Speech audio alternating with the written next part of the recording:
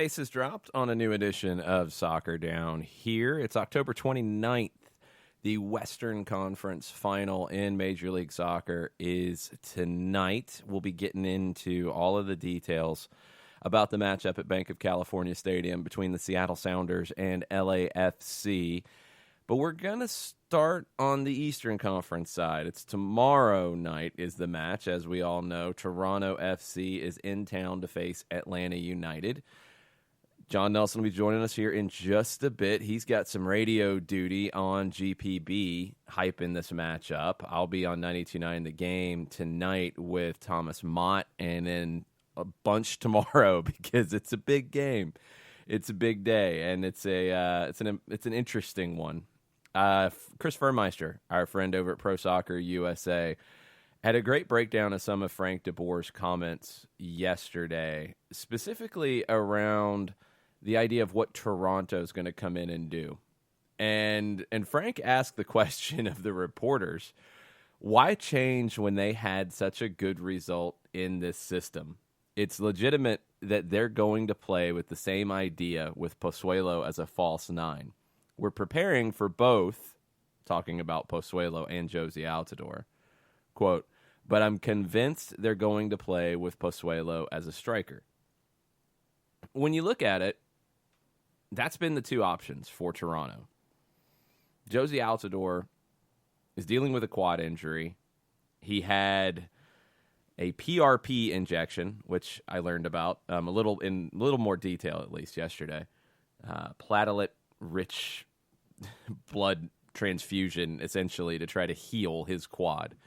He's been working out on the side. He is not trained. Maybe he trains today. I don't know.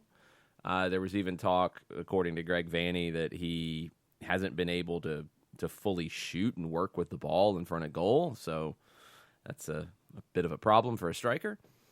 They haven't just replaced Altidore with another striker. If they did that, the option would be Patrick Mullins, who has started to score goals in this league, has played in big moments. He would be your like-for-like replacement. They haven't gone in that direction. Toronto, with the injury to Altidore on decision day, they've went with Pozuelo as a false nine, flanked by a couple different options. We've seen Nick De Leon, we've seen Tsubasa Endo, we've seen Nicolas Benezet. A few different possibilities, but Pozuelo in a false nine role. If you hear false nine and you don't know exactly what we're getting at here, let's get into a little more detail just about what you're going to see, because it's not typical that you see this, although it has become a little bit more in fashion in recent years. Lionel Messi has played a false nine for Barcelona, and that was one of the masterstrokes of Pep Guardiola during his time there in a big match against Real Madrid.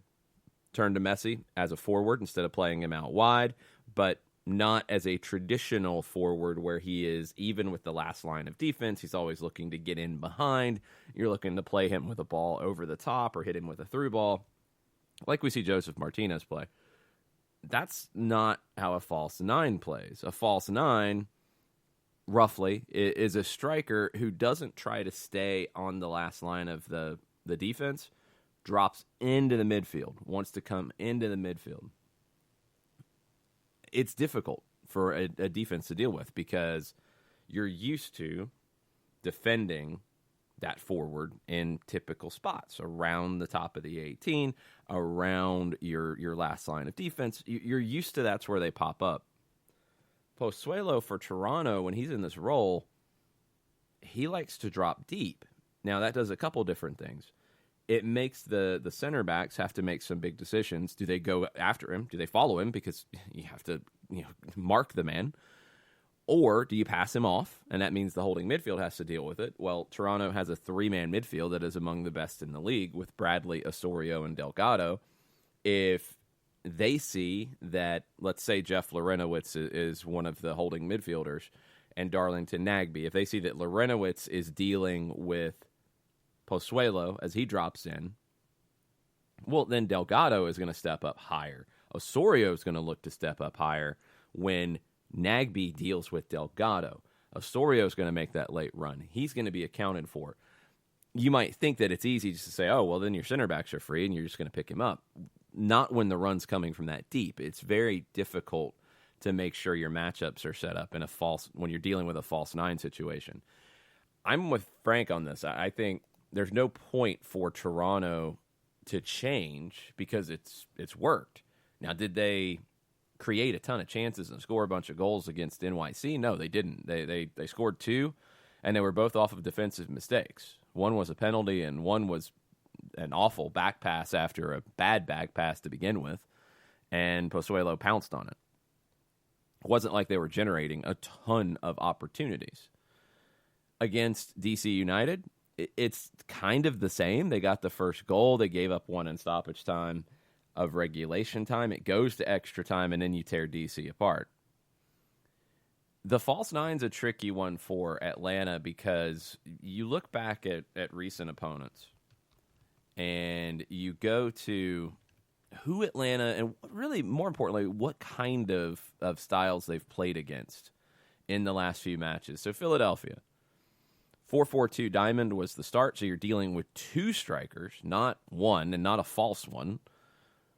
Then it changed to a 4-2-3-1 when Ilsinho came on. You dealt with it very well.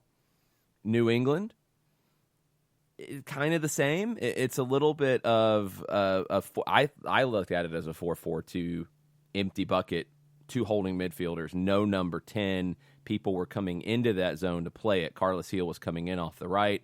That freed up Brandon By to go. Sometimes you were getting Gustavo Bo, especially in the playoff match with New England, dropping into that hole to fill that role and try to account for it, but also try to pull a defender with him. Atlanta didn't fall for that. Montreal, no false nine there. A little bit of Boyan as a player who would like to kind of move around a little bit and try to pull defenders with him, but not the same as Pozuelo will play it. Boyan is more in that match. It was the combination of Boyan and Piatti up top. Neither are traditional forwards, but with 2, you still have to defend it a little more traditionally because they're going to play it closer to that role, because then you get things too crowded if they're both dropping in. Now, we saw Atlanta, if you want to flip it to the other side of things, go back to the Open Cup match in Orlando if you're looking for a time that Atlanta kind of did a little bit of this. With Pity Martinez, with Ezequiel Barco as the 2 forwards when Joseph Martinez was injured.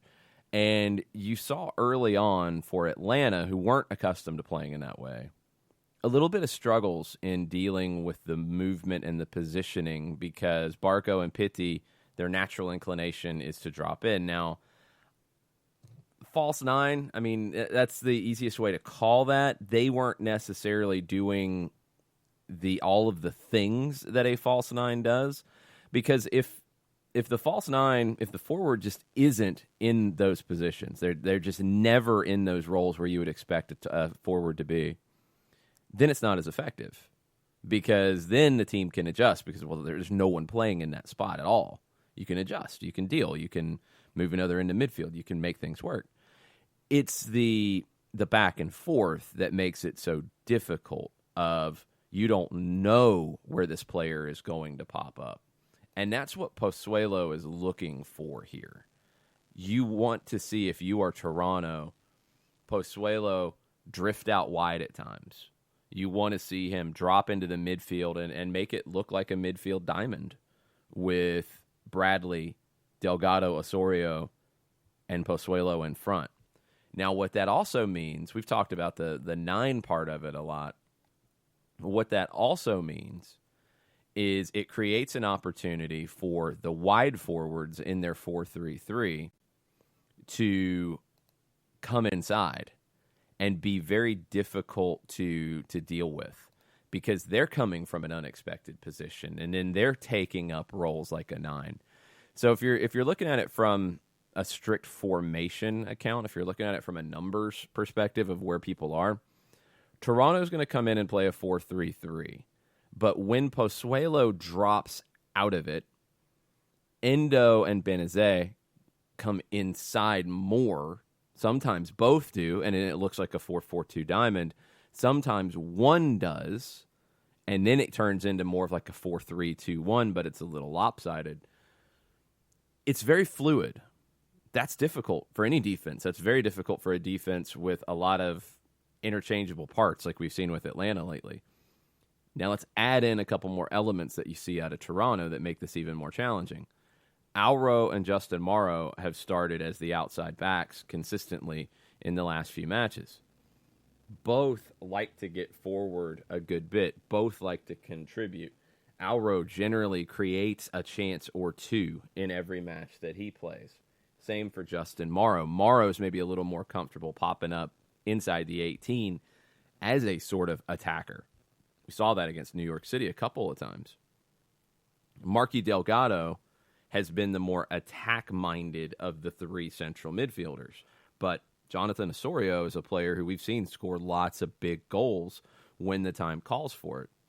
So you can get a Toronto team that has their two center backs, and it seems like it's going to be Omar Gonzalez starting next to Chris Mavinga. Michael Bradley in front of them, but with both outside backs who like to go forward in Alro and Morrow, and will stay forward if the situation calls for it. Delgado and Osorio, both central midfielders, will push in front of Bradley when the time calls for it. Osorio has dropped deeper to play with Michael Bradley and do a lot of running for him this season, which has been a bit of a surprise. I think he's a better attacking player than that. But Marky Delgado has been very effective in that more forward role. And then you get two very different players in Nicolas Benazet and Tsubasa Endo. Tsubasa Endo was a player that, when he popped up out of the Super Draft, I liked what Endo brought to the table for Toronto. Had some injuries, never quite clicked, was actually let go, came back into the team this season, and really started to emerge when Atlanta went to Toronto earlier in the summer. And Tsubasa Endo is going to give you a ton of work. He's going to, if he's on the right side of the field, which is typically where he lines up, he's going to make life difficult for whoever is on that side for Atlanta. If they're playing a 4-4-2, a 4-3-3, a 3-5-2, whatever that side of the field is, you're going to have to account for Endo. He's a more technical player than I think he gets credit for, but he's a grinder, and he's going to stress that side of the field out for Atlanta. Benazet is a little more of a traditional winger. He's still, I think, kind of finding his way a bit in this team. He's not as effective as I think he will be in the future. You got to remember that Toronto in the summer window, well, one, they took a while to get Pozuelo. The whole Sebastian Giovinco thing at the beginning of the season, they let him go. They sell him on. Victor Vasquez goes as well. It took forever to replace both. They got Pozuelo in March. The guy's played 74 matches since last summer, first in Belgium and now in Toronto. But then they didn't truly replace everyone that left last season. It took them till the summer window to get Benazet and to get Erickson Gallardo into the team. Gallardo hasn't really clicked yet. It's probably going to take an offseason and a preseason for him. Benazet's clicked a little faster, but not really. Toronto should be a better team next year. But this year they're still dangerous, even finishing 4, because Greg Vanney is a good manager. Greg Vanney is a guy who likes to throw some wrinkles in at you with his lineups, with his tactics. I don't know how many wrinkles he potentially has here, though. And that's the challenge for him is in the past, and you go back to the 2017 Toronto team that won everything, they would go 3-5-2 at times, and they would make that work in a situation with Altidore and Giovinco up top, your 3 central midfielders. You had your wing backs bombing forward a lot, but you had then 3 center backs. You had a lot of balance in that shape. They would break that out from time to time, and it was very difficult to deal with versus their 4-3-3 because you had that unpredictability. Right now, you haven't done the 3-5-2 in quite a while if you're Greg Vanney. Could you turn back to it? Maybe. I don't know if it works as well without Altidore. I would expect that if you did that, you would probably keep Simon and Mavinga in with Omar Gonzalez being the third center back. Your Auro and Mauro combination could stay. Your Delgado-Bradley-Osorio combination would stay. And then you're probably going to go to Patrick Mullins and Alejandro Pozuelo. That means you're sacrificing Tsubasa Endo and Nicolas Benezet, which could still be an effective lineup. It would be a little more traditional in a 3-5-2 with Mullins as a 9, Pozuelo in a free role, kind of like you want to see him in the false 9 anyway, but in a very free role. It's possible that they break that out. We just haven't seen it in a long time. Keep in mind that Greg Vanney has done that before, and this is a group that has experience in it. The problem is, under Greg Vanney, you haven't seen the combination of Mavinga, Omar Gonzalez, and Laurent Simon in that 3. So that would be a different trio in the back that could have some issues against an Atlanta United attack that will definitely cause them problems with Joseph Martinez, with Ezequiel Barco, likely with Pity Martinez. I am expecting to see him start tomorrow. The tactics of Atlanta and Toronto could be very expected when we walk in the door of Atlanta in what worked last time, Toronto in what worked last time. Very possible. Some personnel changes, but shapes and tactics, very possible that's what we see. It's also very possible both change to 3 center backs. We've seen it from both teams in recent years, in recent months. So that's a possibility too. That keeps both managers on their toes a bit. That keeps both managers a little unsure of what the opponent is going to do. Makes it a little more fun for us at times. Stresses the managers out a little bit more. Josie Altidore is still a possibility. DeBoer said, I think Josie, what I read in the newspapers, they are preparing him. I think they're going to play him as a sub if they have to force something. Greg Vanney told the Canadian press, we haven't put him in front of goal to do a lot of shooting. We'll start hitting some balls over different distances Monday, then building into some final prep work on goal, hopefully on Tuesday. I know he feels and looks like he's close. And so final stages now of hopefully getting him ready and having him be a part of the group and play a role. That last part, to me, that makes it sound like what Frank is saying. You could see Altidore if they have to force something, if they have to go for it, if they're trailing, if they see an opportunity in late in regulation time or in extra time, if it gets to that point. So, question here, or comment here from Frank DeBoer about Pozuelo and about that false 9. And he did that for Toronto against Atlanta on June 26th. And it did cause Atlanta problems early. It got better as the game went on, but it did cause Atlanta some problems early on. And this is what Frank said about it. We were too wide, so they could really play us out. This was in the 4-3-3 as well. Keep that in mind. This was before Atlanta shifted to the 3-5-2. Frank talking about Pozuelo, he also dropped in, and every time we were too late to defend him. I think we did against Philadelphia. We did that really good when we don't get pressure. The first priority to be compact and then choose your moment to step up. Then there is no space to run into. For me, that's going to be the key. Those moments, recognizing when you can press or first come together and then press from there. And that's something this team has worked on all year long. And I think it's something that was a work in progress earlier and has gotten better. I feel like they've made those decisions in a much better way, Atlanta has, defensively. You know, in a perfect world, a team that wants to play in the way that Atlanta does, with a lot of possession, when they lose the possession, first thing is they want to press. They want to win it back. But if that's not there, they have to make the right decision about dropping and getting compact. And that's the key of what Frank said. If you're not in a position to press and win that ball back, you have to get compact with your team. If you are Barco Pitti, you have to drop in and make sure that they can't find Michael Bradley to start building their possession. You want to make them go out wide. If you're Darlington Nagbe, Jeff Larentowicz, Eric Remetti, one of the more holding midfielders, you've got to make sure that Pozuelo isn't popping up in that spot that's dangerous, or Delgado isn't popping up in a spot free that's dangerous. You've got to make sure that you're connected to everyone. And you've got to be in sync to do that, because if half the team steps up to press and the other half drops in and is compact, well, then there's a big gap. And that's something Atlanta has done really, really well as of late. But Toronto will definitely test it.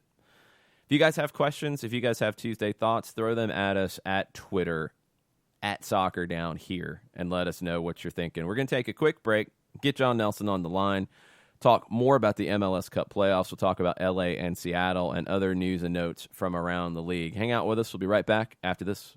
Looking for future leaders we can trust and believe in? Look no further than the high school student athletes right here in Georgia. High school sports teach young people how to be effective leaders. It begins by making their grades and being on time for practice. It includes learning to listen, following directions, accepting responsibility, being a good role model. And it's about respect for officials, opponents, the rules, and each other. The result? It transcends sports. It gives us hope for the future. High school sports. There's so much more than just a game. This message presented by the Georgia High School Association and the Georgia Athletic Directors Association.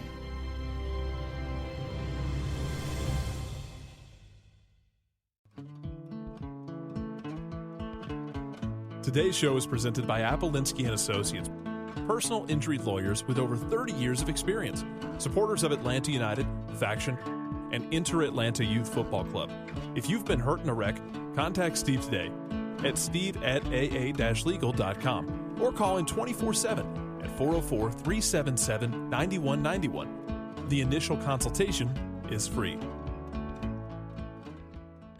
We know that every driver is different, and a one-size policy does not fit all. That's why Country Financial offers a variety of discounts, so you get the coverage you need and the savings you deserve. From good driver to good student, multi-policy to multi-car, we've got a discount to suit every driver. Call Jason Wright at 678-568-6871 today to see what you could save. On Facebook at Jason Wright Agency or by phone at 678-568-6871. Discounts vary by state. Policies issued by Country Mutual Insurance Company, Country Preferred Insurance Company, or Country Casualty Insurance Company, Bloomington, Illinois.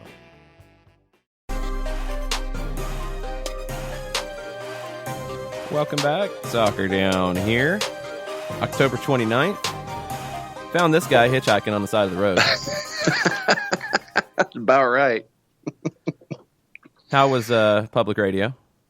On second thought, it was good, and got to catch up with Taylor Gant from GBB and Virginia Prescott over at On Second Thought. Talked Atlanta United, and talked about the Atlanta sports scene, talked about the career dissipation like for Dan Quinn going into overdrive, but got to talk United, which was a good thing as well. Yeah, there's a lot of negativity there about the Atlanta sports scene for a minute when the Braves capitulated the way that they did, and the Falcons have just kept on capitulating all season long. But now you've got Atlanta United in a conference Final Four of the league. You've got the Atlanta Hawks who lost last night, but have been a blast to watch. Trae Young is nuts. Okay, Vince it's Carter's a little bit better. 42 years old. And yeah, I don't know if I want him taking the last shot in Memphis, but No. We'll avoid that one again. That wasn't a bad look from Vince, but I'd rather have Trae with the ball in his hands on that one. Yeah. But no, Atlanta, the Hawks are a lot of fun right now. Atlanta United, obviously, a lot of fun right now. So you've got a lot of good happening, even with our woeful Falcons and the Braves. Who knows what they're going to do? Yikes. We'll leave that to the side. Let's focus on the rest of the MLS Cup playoffs. We haven't talked much yet about LA and Seattle. A couple things to keep in mind tonight, and one is on the bad side. There are some pretty heavy concerns about the air quality in Los Angeles for this match. The venue is approximately 20 miles to the southeast of the Getty fire that broke out early Monday morning. Yep. And a league spokesperson said that at present, this was last night, the wind direction is favorable in that it is blowing away from Banc of California Stadium, but they are monitoring the situation. They could have hydration breaks if the air quality is an issue and the heat is not. They'll do what they got to do in that regard, but it is something to keep an eye on because some of the scenes from this have just been shocking. Yeah. And being the news junkie that I am, I spent a lot of the weekend with sports up on one monitor and either LA TV stations or San Francisco television stations up on another, keeping an eye on what's going on because I have family out there. They're not close to the fires, but nevertheless, you still want to be up to date on those kinds of things. And when you have the Santa Ana winds, which are the winds that basically come in blowing on off the desert, that's what the main concern is. But since those winds come from basically the northeast and go to the southeast, the current position of the Getty fire just blows it out into the ocean. And so no direct impact at the moment from the fire itself, but they're going to keep an eye on the winds because the winds should be maxing out again today at 65 miles an hour is what I've heard for some gusts, especially up in Northern California. So it's something that the league has to keep an eye on. And that was your staff meteorologist update for what we're anticipating tonight. Yeah, it could be an issue. It sounds okay at the moment, but it's not ideal. On the field, things we do know at this point: Roman Torres listed as questionable for the Seattle Sounders, hamstring injury from the previous playoff match against RSL. Brian Schmetzer, I think, tried to downplay it, said it was precautionary. I'm a little skeptical of that for where that injury happened in that match. So we'll see.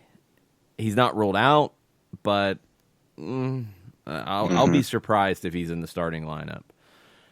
Interesting element that MLS highlighted between the two goalkeepers. I think it's easy to forget. Tyler Miller, this is his second year as a starter. Well, he was the backup in Seattle before that, and Stefan Fry was his mentor. Big relationship there. Tyler Miller was looked at as a potential starter. They couldn't keep him in the expansion draft. You can't protect two goalkeepers because you had limited spots you could protect. So LAFC had identified him and chose him and made him their starter day one, and he's been very, very good. He's been getting national team call-ups, and now he gets to go against one of the best goalkeepers in this league in recent years in Stefan Fry. So the battle at goalkeeper is one of the more intriguing ones in this matchup. And when you look at it, how does, for me, looking at it from the Tyler Miller perspective, how does Tyler respond to a Western Conference final? And, do you challenge him early to see if he's jittery in any way? 100%. And then you sit there and you gauge that early part. And I think that if he makes a big save early, then that may lock him in, mentally, physically, emotionally, whatever you want to say. But I think that challenging the young keeper early from a Ladero or a Jordan Morris, I think that for me, that's what I'm looking for. And I want to see how Seattle goes about doing something like that.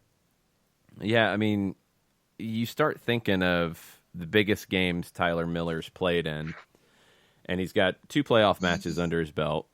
RSL last year where they lost at home, and LA Galaxy this year where they won at home. You don't have a deep run in the Open Cup to lean back on. You lost to Portland in the quarterfinal this year.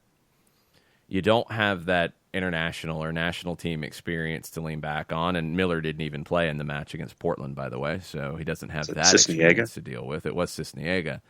So, yeah, I mean, it's a valid question. What is his mental state going to be tonight? Is it going to feel like, this game's really big for him? Nico Ladero is the kind of player who will rifle off a shot from 30 yards and test him in the first 5 minutes if he gets the opportunity.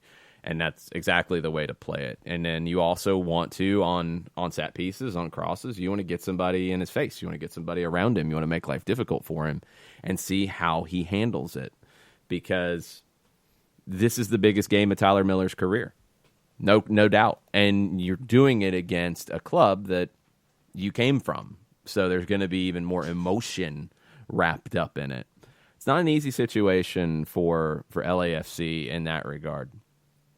Walker Zimmerman should be back for LAFC. He played off the bench in the Galaxy match.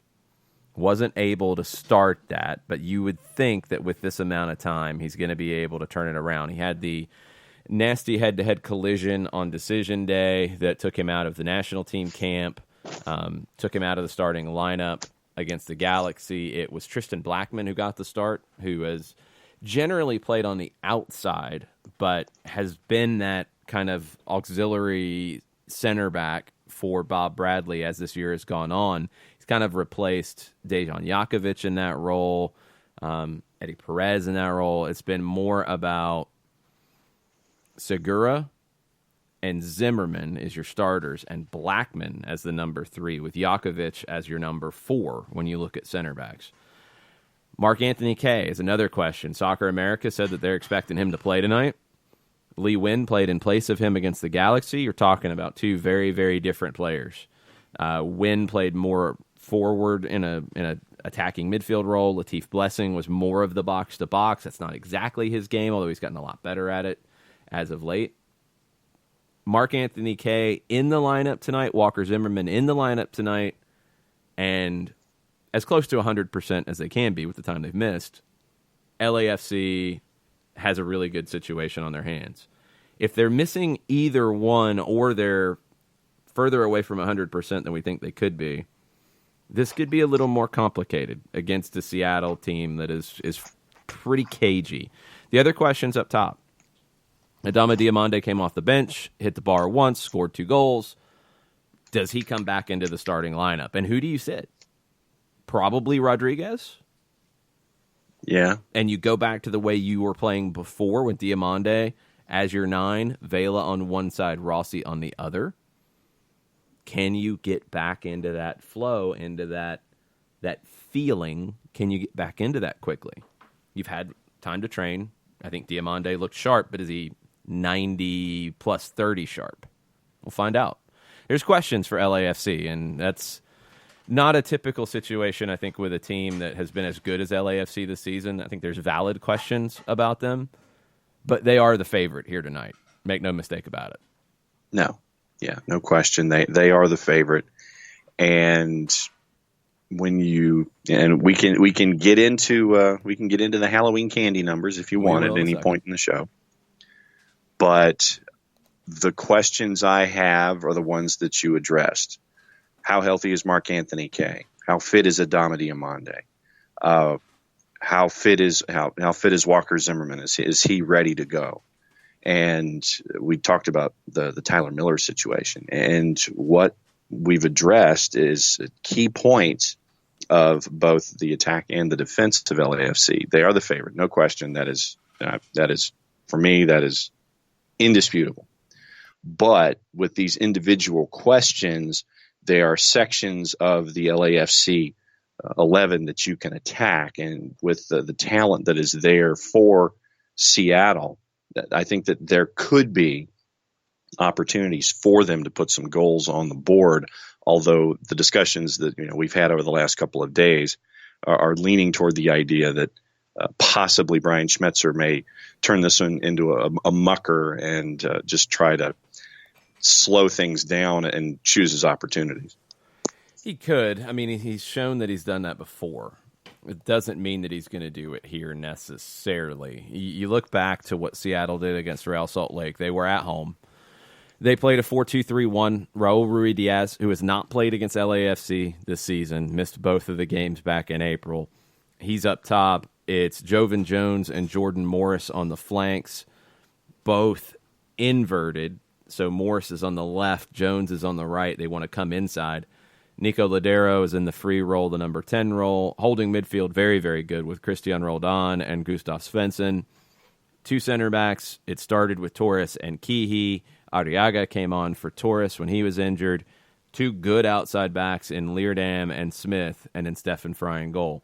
So even with that group, if you wanted to be defensive, it's pretty easy to do it just personality-wise as opposed to a lot of tactical changes, because Roldan and Svensson can sit deep.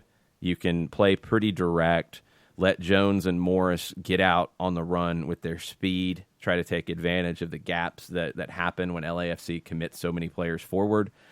Nico Ladero, expect him to find things, but he can sit a little bit deeper too. It can be a little bit more like a defensive 4-3-3 with Morris and Jones up high and basically a very direct Ladero, Roldan, Svensson all looking to spray passes out wide or over the top for Morris, Jones, and Rui Diaz to run onto. Occasionally, Ladero sneaks forward. Occasionally, Leerdam and Smith step forward on the wings. But generally, you can come in and you can sit with four and in a line of three and see what you're up against. And I think that's a pretty smart approach for Brian Schmetzer. Ladero comes in and is more defensive early, but you know that Nico Ladero is one of those guys who reads the game so well. He can come in with a defensive mindset, with an idea to be conservative early on, but if space opens up in front of him, the switch gets flipped, and he can go forward and make things happen. But he's also a player, we've seen it in his time in Seattle, where he has sat as one of those holding midfielders at times. He's played in those kinds of roles before. He can do that. He has that capability. So if you see the 4-2-3-1 look more like a line of four and a line of three, don't be surprised if Seattle does that from time to time in this match to start, or at different points where they're under a lot of pressure, with Ladero sitting really deep and Morris and Jones pushing up high when they can to provide that speed opportunity. Because if you look at LAFC out wide and you look at their outside backs in Harvey and Betashore, not fast, not a ton of pace. And they both want to get forward and join into the attack because that's what makes LAFC so dangerous. They can't run with Jordan Morris and Jovan Jones. They can't. They don't have those wheels anymore. So when they go, if LAFC gets those numbers forward and gets those outside backs forward, but they don't finish plays, they put in a cross and it's defended well and then Seattle breaks out, or they have a turnover in the build-up, if they do that tonight, Jordan Morris and Jovan Jones can 100% punish LAFC for that. And with the passing that you have with Ladero, Svensson, Roldan, you have the players who can spring Morris and Jones, and you have Rui Diaz, who's an outstanding finisher.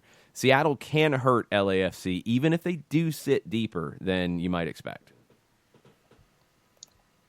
And Ricky Ricardo has jumped into the conversation with West Coast thoughts. And he's asking if we can do the cliche, what it means for each team if they win or lose out West.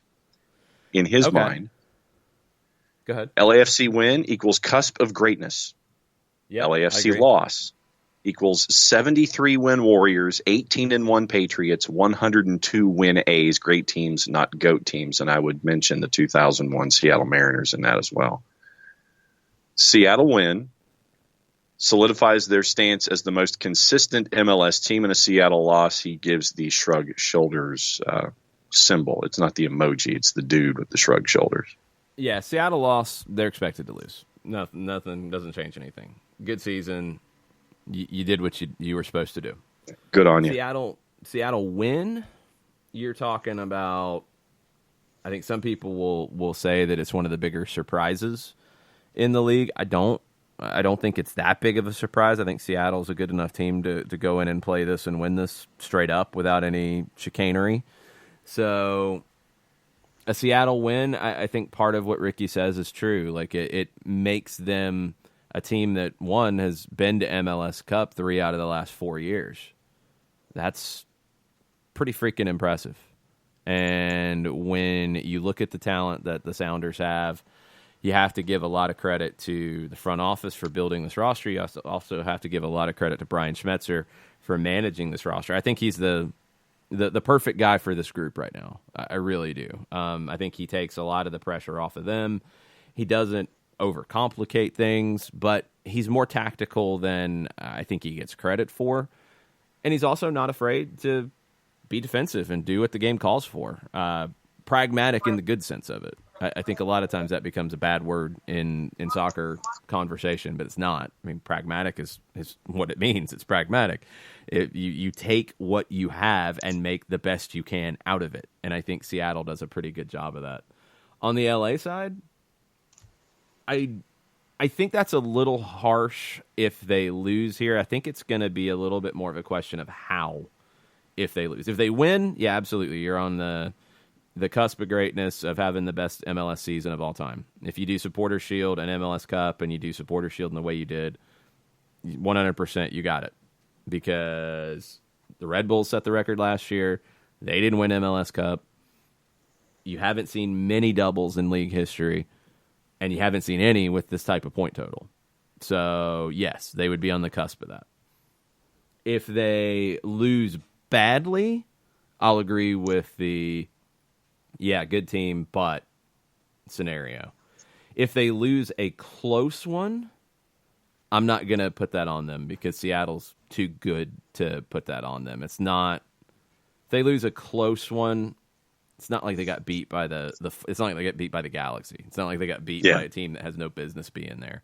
If it goes to extra time, if it's penalties, if it's a really tight one where LAFC hits the bar a couple times and has the better of the play, but Seattle just has the moments and wins 1-0 or 2-1 or something like that, it'll have a different feel to it. So I will reserve judgment on what a loss means to LAFC because I think the how is going to be the most important thing in it.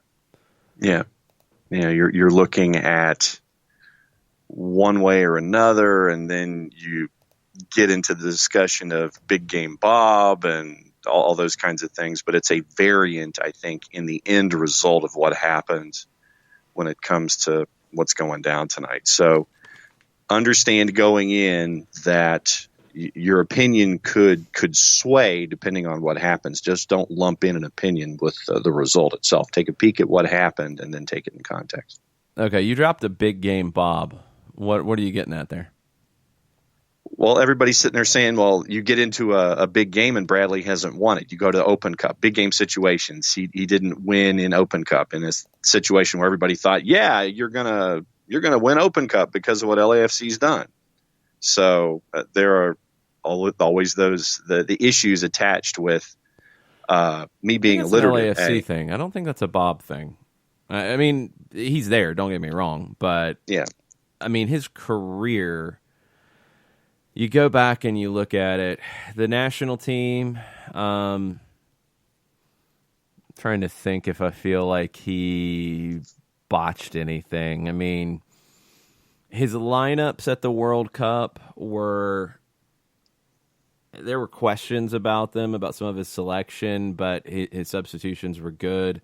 I don't think it cost him anything. I think 2010 they did about what they probably should have done. The game against Ghana in the round of 16 was winnable, but it's not like they were beaten by a bad team. So you left a little on the table. You lost to a Mexico team in the Gold Cup 2011 final. That was just an epic match. And, I mean, the U.S. jumps out to a lead. They couldn't hold it. Mexico was maybe as good as I've seen Mexico ever. It was that wild of a game. Egypt, people might try to point at the World Cup playoff. I believe it was Ghana again.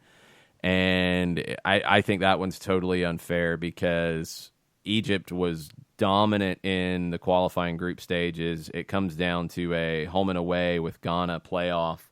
And that was during all of the time with the uprising in Egypt, and the league was suspended and players weren't playing.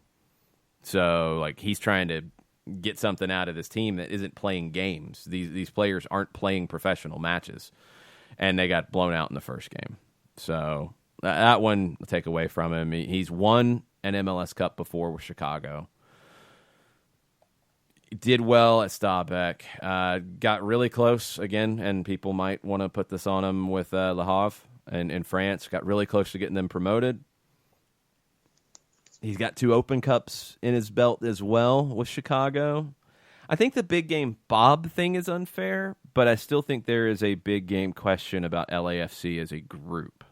Yeah.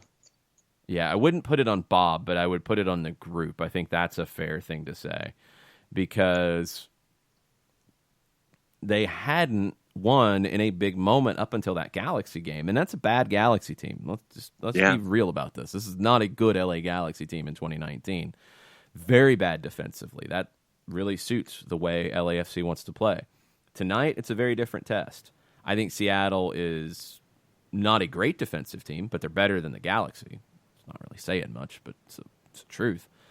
But Seattle can protect that shaky-ish defense more with that midfield.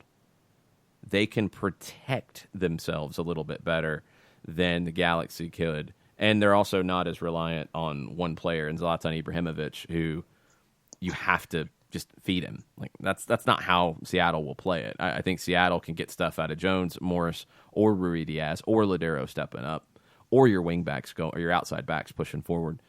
You've got options. It's not one man reliant. So it's a different kind of test. And this is the first time LAFC has been in this spot where you are the big-time favorite. You are expected to win and win with style, and you are expected to take the crown. You're expected to take that throne. It's different. They didn't have that expectation last year. They were favored to beat RSL, but no, it's a different conversation. You didn't have that in the Open Cup this year because it's the Open Cup. It doesn't have the same level of pressure on it, but they were expected to do better. They were expected to beat the Galaxy. They did.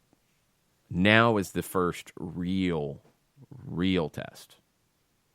And we'll see how they do. I'm fascinated to see what the lineup looks like. Kay and Zimmerman are the 2 questions. Zimmerman, less of a question than Kay. And I'm fascinated to see, do they try to show anything differently here? Mm-hmm. Because it's felt like Bob Bradley's time at LAFC has generally been middle fingers up.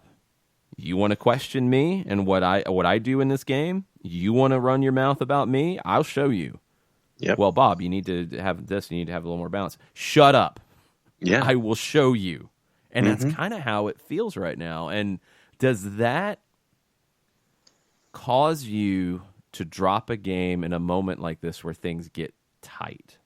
And that's going to be the question. Do you see a little more pragmatism out of Bob Bradley tonight up against a top opponent in Seattle? I'm looking for that too. I think I think Bob Bradley's a great manager, and I think Bob Bradley can be pragmatic with the best of them. I mean, this was the guy they called Bunker Bob, which I thought was unfair, but yeah, he can do that. He hasn't wanted to. He hasn't shown that with LAFC. I don't think Bunker Bob needs to make an appearance, but Pragmatic Bob might need to make an appearance from time to time in this match, and it's his mindset there, because it didn't look like it after the match against the Galaxy. It looked like he was in straight-up middle fingers up mode. And that's okay, that's cool. I get the chip on the shoulder. I totally understand it, and the players are feeding off of it. So it's working.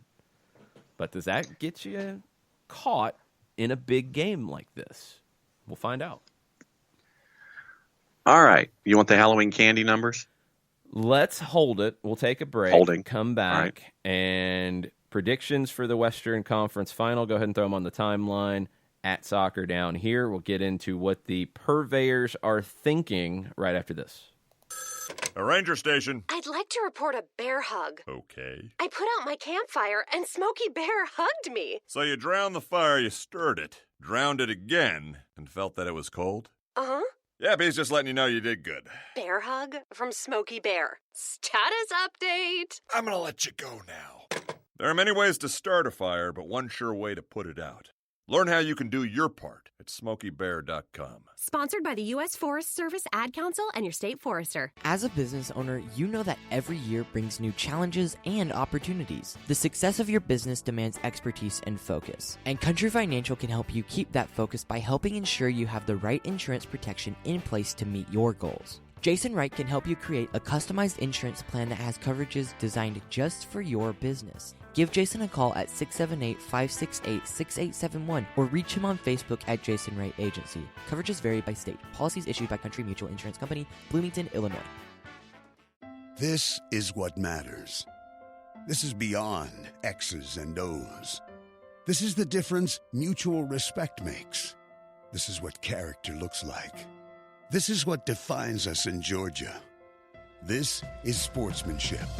School sports. It's not the outcome that matters most, but the way the games are played. This message presented by the Georgia High School Association and the Georgia Athletic Directors Association.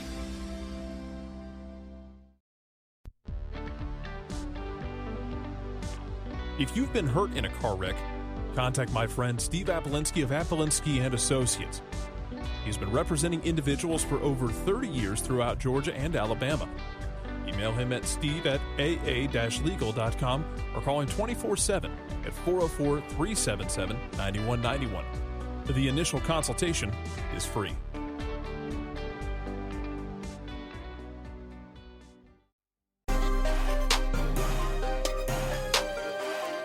Welcome back. October 29th, Western Conference Final tonight. Broadcast time, 10 o'clock on ESPN. LAFC hosting the Seattle Sounders. For entertainment purposes only, let's get into what to look for in this one. Okay, so LAFC unbeaten in 17 of their last 18 at home in MLS play. It's not including Open Cup. LAFC have scored at least 3 goals in 9 of their last 11 at home. Flip side of that, there have been under 2.5 goals scored in 5 of Seattle's last 6 games. The one that wasn't was the bonkers, ridiculous, stupid FC Dallas game that was a 4-3. You'd have to say that LAFC are the clear favorites here. How big of a favorite is the question. Seattle has never beaten LAFC. 3 wins for LA, 1 draw. That draw was this year in Seattle against a 10-man Seattle after they lost the first game. They didn't have Raul Ruidiaz in both. It was one of those weird play the same team, back-to-back games kind of deals in April, which I never like. It was an early red card that was later rescinded, that Seattle had to play a man down for 70 minutes. Nico Ladero dropped into a holding midfield role, and it worked out. They got a valuable point, and that gave them a lot of confidence, I think, when you go into this one and you see big bad LAFC with all the points, all the goals across the way from you. What are the purveyors thinking about tonight? All right, we got a lot to deal with here, including method of victory and a total. Okay. Method of victory. In 90 minutes, LAFC is minus 275. Ooh. Seattle plus 650. Oh, wow. Okay. Extra time. LAFC plus 900. Seattle plus 2,500. Oh, man. Penalties both sides plus 2,000. To qualify, LAFC minus 600, Seattle plus 400.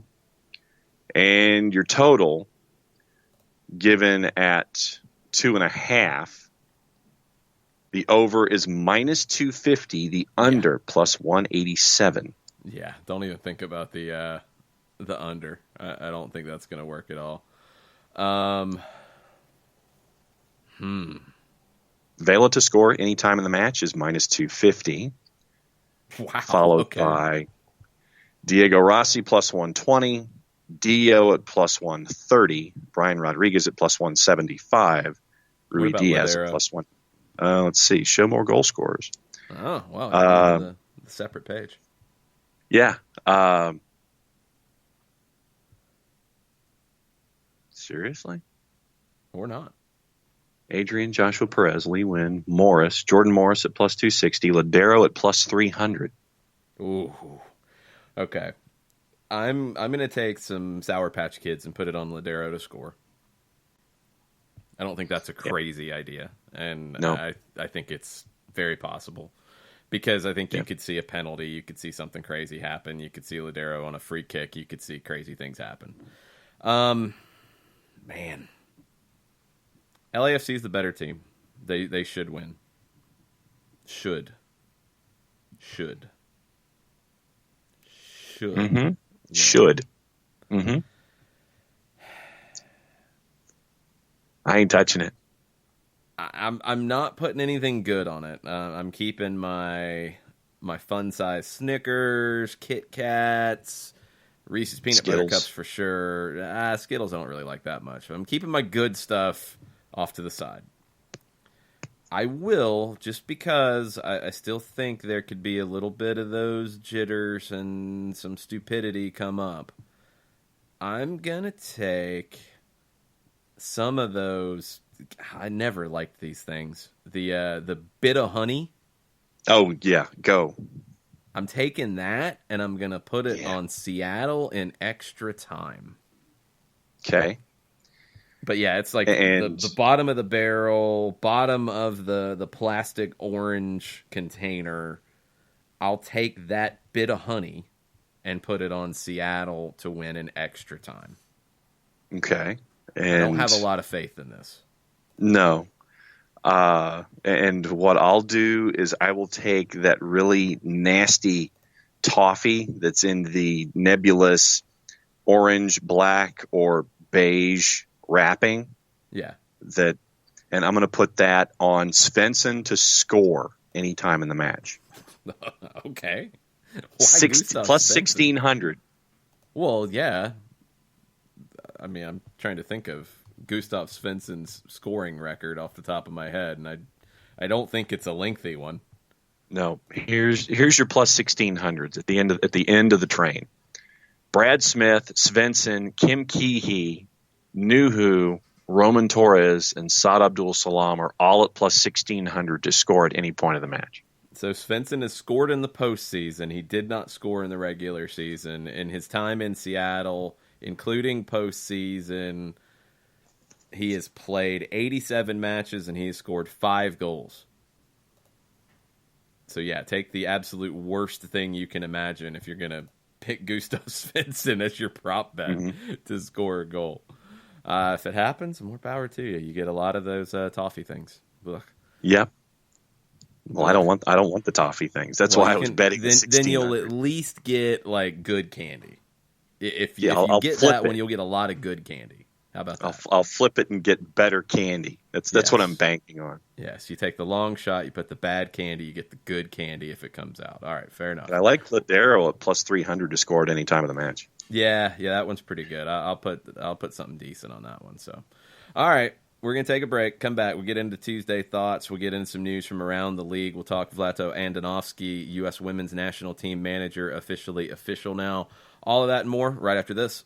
Looking for future leaders we can trust and believe in? Look no further than the high school student athletes right here in Georgia. High school sports teach young people how to be effective leaders. It begins by making their grades and being on time for practice.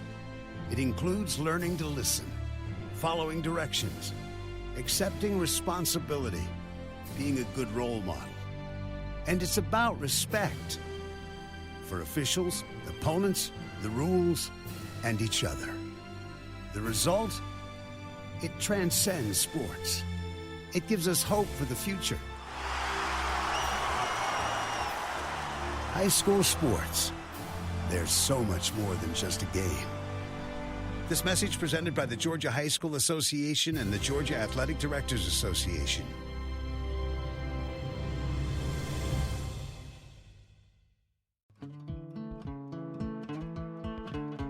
Today's show is presented by Apple Linsky & Associates, personal injury lawyers with over 30 years of experience, supporters of Atlanta United, Faction, and Inter-Atlanta Youth Football Club.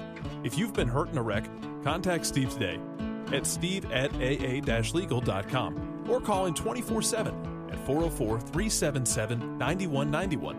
The initial consultation is free. We know that every driver is different, and a one-size policy does not fit all. That's why Country Financial offers a variety of discounts, so you get the coverage you need and the savings you deserve. From good driver to good student, multi-policy to multi-car, we've got a discount to suit every driver. Call Jason Wright at 678-568-6871 today to see what you could save. On Facebook at Jason Wright Agency or by phone at 678-568-6871. Discounts vary by state. Policies issued by Country Mutual Insurance Company, Country Preferred Insurance Company, or Country Casualty Insurance Company, Bloomington, Illinois. You're listening to Soccer Down Here daily on SDH Networks, a division of OSG Sports. Find us at Soccer Down Here on Facebook and Twitter. The time is now the top of the hour. Peep, y'all.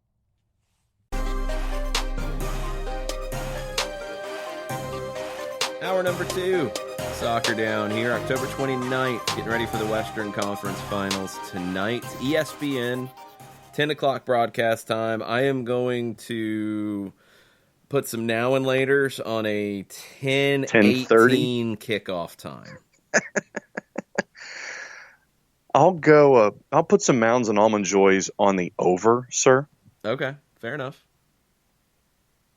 Fair enough. Because I figured they have to get their build in.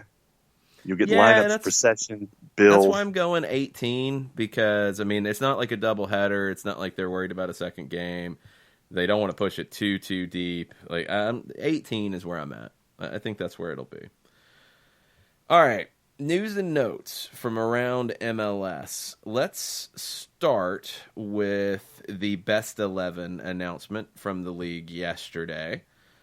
Not any shocks here. I mean, I think they got it right. I think it's the right group completely. I can't take any exception with any of it. Vito Minone in goal. He was your goalkeeper of the year. Duh, he's in the best 11 as the goalkeeper.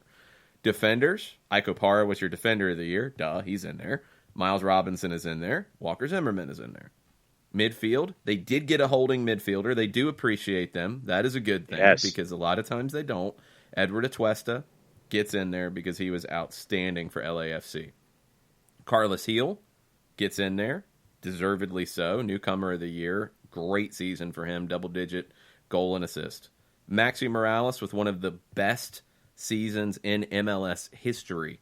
20 assists. Tied for second most in the league's history and tied for the most in the post-shootout era. Alejandro Pozuelo. Maybe a surprise, but he had 12 goals and 12 assists. You know, you're talking another double-digit. You had some other options here. Pozuelo, deservedly so. And if you haven't seen the video with Pozuelo's son coming out and telling him that he made the best 11, very cool thing that Toronto did. I love that video. Very cool. And up top, I mean, it had to be. It's Joseph, it's Zlatan, it's Vela. Big time duh. The best 11, they got it right. Yeah, I mean, obviously, probably some, and hell, no probably, that there is some geography bias for me. Yes, I know that Vito Minone, Vito Minone, for me, I would have had Gazan in there, considering Mr. Clean Sheet and the amazing record that he's done this season with not letting the other team score, but that would have been the only one that I would have disagreed with. It was Gazan over Minone. Yeah, but I mean, once he won goalkeeper of the year, I know, a big duh. Like he was going to be the goalkeeper on the best 11. You look at who scored, which is a resource. Like I think when it comes to stats, sometimes people let stats tell the story. I don't think they do. I think they color the story in soccer. But Who Scored is a pretty good resource for looking at performances, and their rating system is based off actions in the game. It's not a vote. So you look at their best players this season. Let's go to their best 11 first for the season, according to those ratings. So Maxime Crépeau was their goalkeeper. Understood.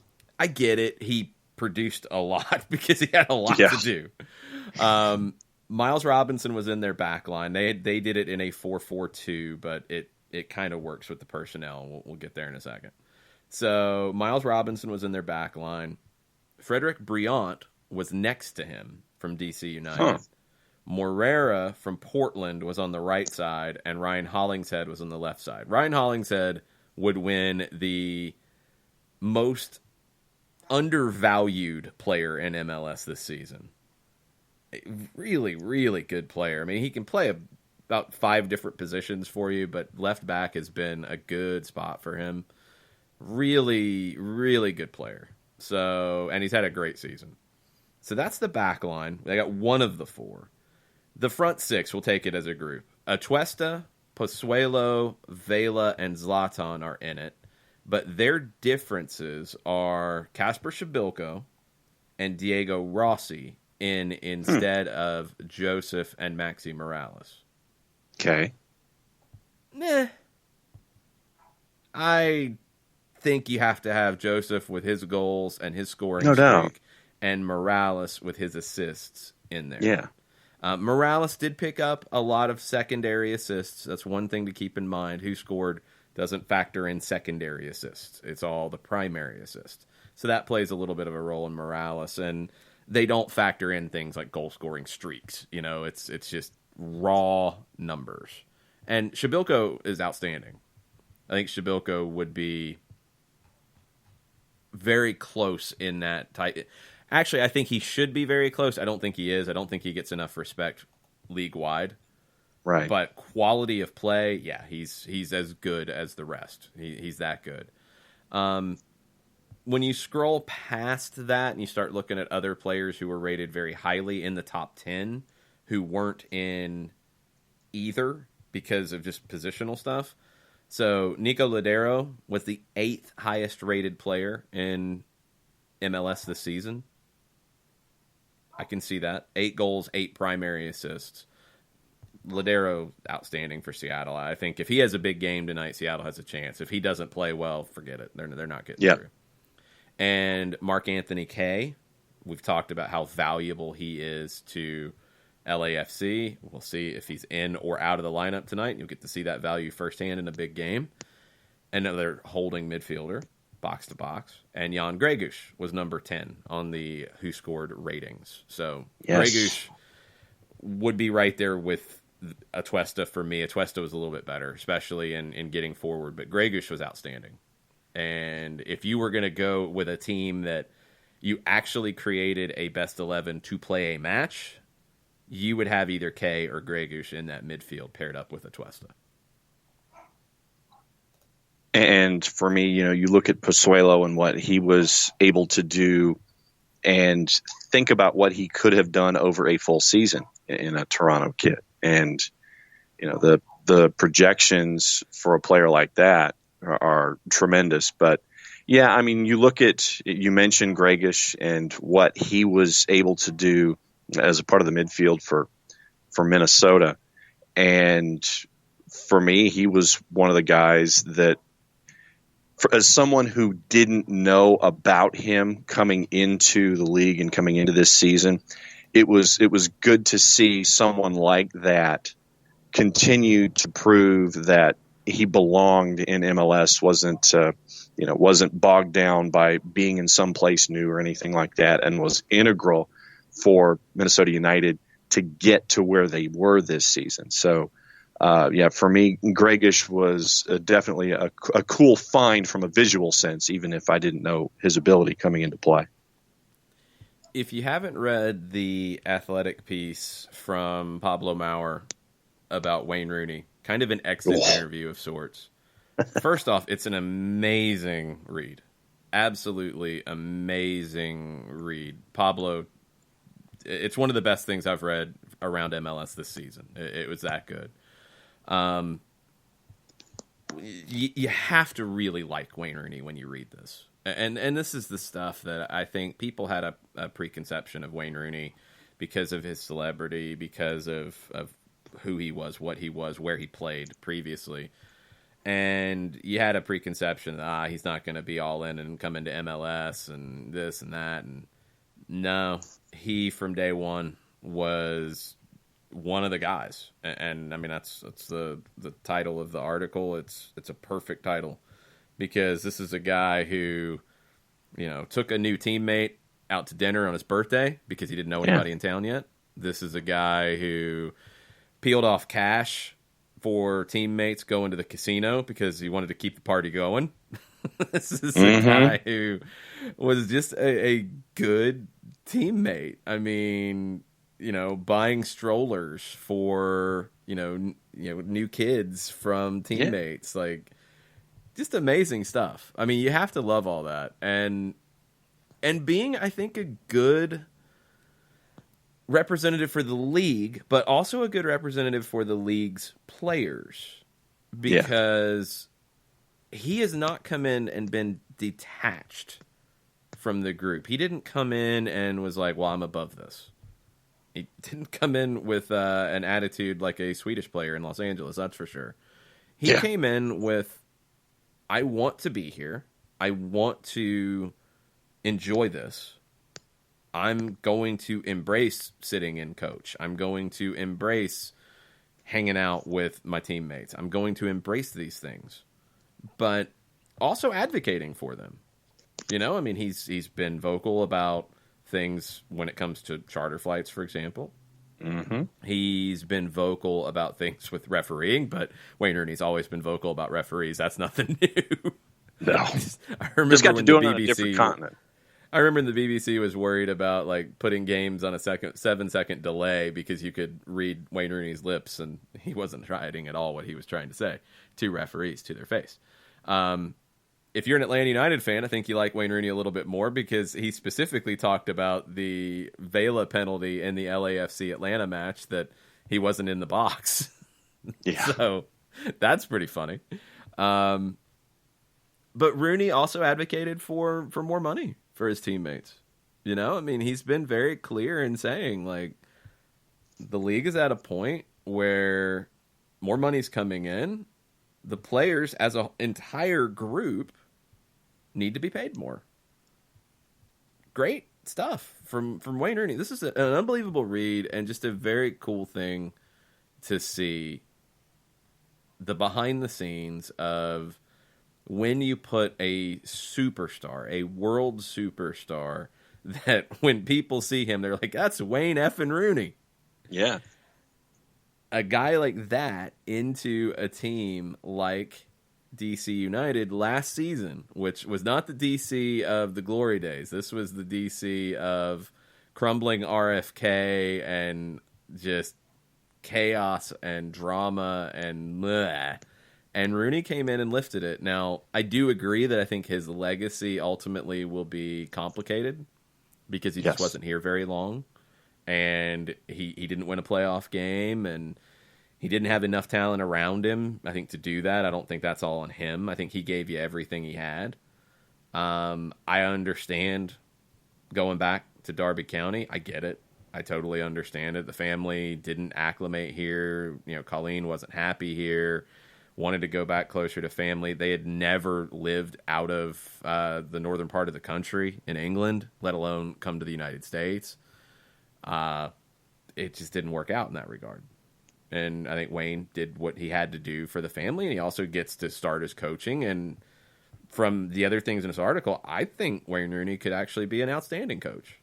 I really think he could. I think he's not a typical superstar player that it just came natural for him. I think it did. But I think he's also a very smart player who, as he got older, added those elements to his game. So many times you see that young player who comes through and it's easy for them, whether because they're a great athlete or because they're just instinctual or whatever. Rooney became a guy who could sit in a playoff match in his last game for the club and play as a holding midfielder in Toronto and do a really good job of it. He's a smart player. I think he'll actually end up being a really good coach. And a lot of it is how he relates to his teammates. whether they're a fellow superstar or a young kid breaking through, an older player, a younger player, it doesn't matter. He has a way with people. I think that'll serve him really well as a manager. The other thing he said that a lot of people jumped on was about players being overcoached, and he specifically talked about this with the U.S. national team. He said that he's enjoyed his work at DC United. He enjoyed the coaches, so the coaches here have been good. They've given the players the information they need, prepared us well for the games. Other coaches, I can't speak too much about, but I do see the way other teams are set up and how teams want to play. I feel maybe sometimes you see it with the U.S. national team. Sometimes players can get overcoached. I feel that maybe be where the coaches over here are trying to do too much with the players. Sometimes you see it with Paul. He's talking about Paul Arriola. It's a simple game, but they see a coach like Guardiola and they say, oh, we have to try and do what he does, and they shouldn't necessarily. A big thing over here now is that the keepers all try to play out of the back. It's only the New York Red Bulls who don't play out of the back. They kick it long. And sometimes when other teams are overdoing it, it actually makes things worse. And that was the day after the U.S. lost to Canada when he said this. So Greg Berhalter might not invite Wayne Rooney over to observe some training sessions as Rooney starts preparing to be a full-time Wayne coach. Rooney may not want Greg Berhalter anywhere near one of his training sessions anytime soon. I don't think that was going to happen anyway, but it's all good. It's an interesting situation, but it's a great read, so highly recommended to go check it out. Rooney, I think ultimately his time in MLS should be looked at as a positive. It might take a little bit of time to get there. Unfortunate that it ended so early, but ultimately a positive because he threw himself into every bit of it, and you have to respect that. And if this is another one of those reasons to sit there, and if you don't subscribe to The Athletic, find a way, because they run specials, and it is unsolicited, and from me, it is a definite resource, and it's a fun read. And when you have a bunch of talented writers across all sports, not just in the soccer element here, but they have a bunch of talented writers in each of their markets, and they've started doing stuff overseas as well. And it's a good opportunity to get deep dives like what we saw with Pablo and catching up with Rooney and in over an ice machine noise at RFK when you're getting to hear about what's going on behind the scenes with DC United and all that kind of stuff. So the deep dives are tremendous stuff that we get from The Athletic on a daily basis. Yeah, The Athletic is absolutely worth it. Update from TSN in Canada, and I believe this just was posted 2 hours ago. Greg Vanney labeled star striker Josie Altidore a game-time decision for the second straight week on Monday. This is what he said yesterday. Vanney said, it's the same as yesterday. It's day-to-day and game-time decision. He did some work inside, then came out to do some work outside, but it's day-to-day. He's still accomplishing what we need him to, but we're going to see tomorrow. He didn't talk about the lineup or anything in detail. He said, we'll have to decide upon availability, how long we really think he can go, and what does that mean for us in terms of our shifts, and who do we slide where, and who comes off the field. Those will be tough decisions. Once we get through training tomorrow, and once we see where we're at, we'll have a better sense and a better plan. Omar Gonzalez is expected to be back, full participant in training, back on Sunday. So Omar Gonzalez will be available. I would think he comes back in for Laurent Simon. That's my assumption based on what we've seen in the past. But Altidore, still a big question mark, and that's the latest from the TSN side of things. Some other stuff from around the league. Columbus and Cincinnati both have been talking about kind of what's next. We mentioned the stuff from NICAMP yesterday about FC Cincinnati, and they've got a lot of guys on multi-year deals, but they feel like they might be able to make 5 moves. That was echoed by Jeff Birding. He said, we think we're going to add 5 impact players. So regardless of people's math, we'll have the ability and are planning to bring in a group of players that will differentiate and help us achieve better success regardless of what your math is. That's kind of defensive from Jeff Verding, but okay. That was from the Beyond the Net show that the Cincinnati Enquirer puts out with Pat Brennan, their beat writer, and Lindsey Patterson, who is on the broadcasts. It's a really good show, first off, if you're looking for information about FC Cincinnati. They do a great job with it. So they're looking to add 5 impact players. Columbus looking to add an attacking central midfielder, designated player level, to replace Higuain. I get it. They have to. I thought maybe they'd look out wide if they wanted to keep Pedro Santos inside, because Santos had such a good season replacing Higuain, but they're looking for a DP level central attacking midfielder. That's going to cost you, and we'll see who Columbus can recruit in that regard. A couple other things about the Crew. They have picked up the options on Pedro Santos, on Will Trapp, on Luis Argudo, on Jonathan Mensah, on Hector Jimenez, on Waylon Francis. They are negotiating a new deal with 33-year-old right back Harrison Offal, who had injuries this season, was good, not as good as the year before. At 33, that's a tricky negotiation because I'm sure he's going to want a few years on it, and I don't know if Columbus wants to commit to a few years on a deal, so we'll see. The Crew have not decided yet, because they don't have to. You still got time on these. They haven't decided on options on Connor Maloney or Jordan Hamilton, who they acquired in a trade this summer. They're also waiting to see what they're going to do with Romario Williams. He's out of contract and waiting to see if Columbus wants to bring him back. Lalas Abubakar, their center back, who was on loan in Colorado, and the Rapids were interested in him, he's getting interest from a lot of teams. And some of the reports in the Columbus Dispatch made it think that they're actively shopping him. It sounds like the offers are getting to a point that's like, you have to shop him. You have to hear it out and see what people are asking for. Because if you get a big enough haul in, you go get another center back. And you also have Josh Williams, who can play with Jonathan Mensah as a center back if you don't find somebody, or if you want to go younger and develop someone. But Abubakar might not be in Columbus next year.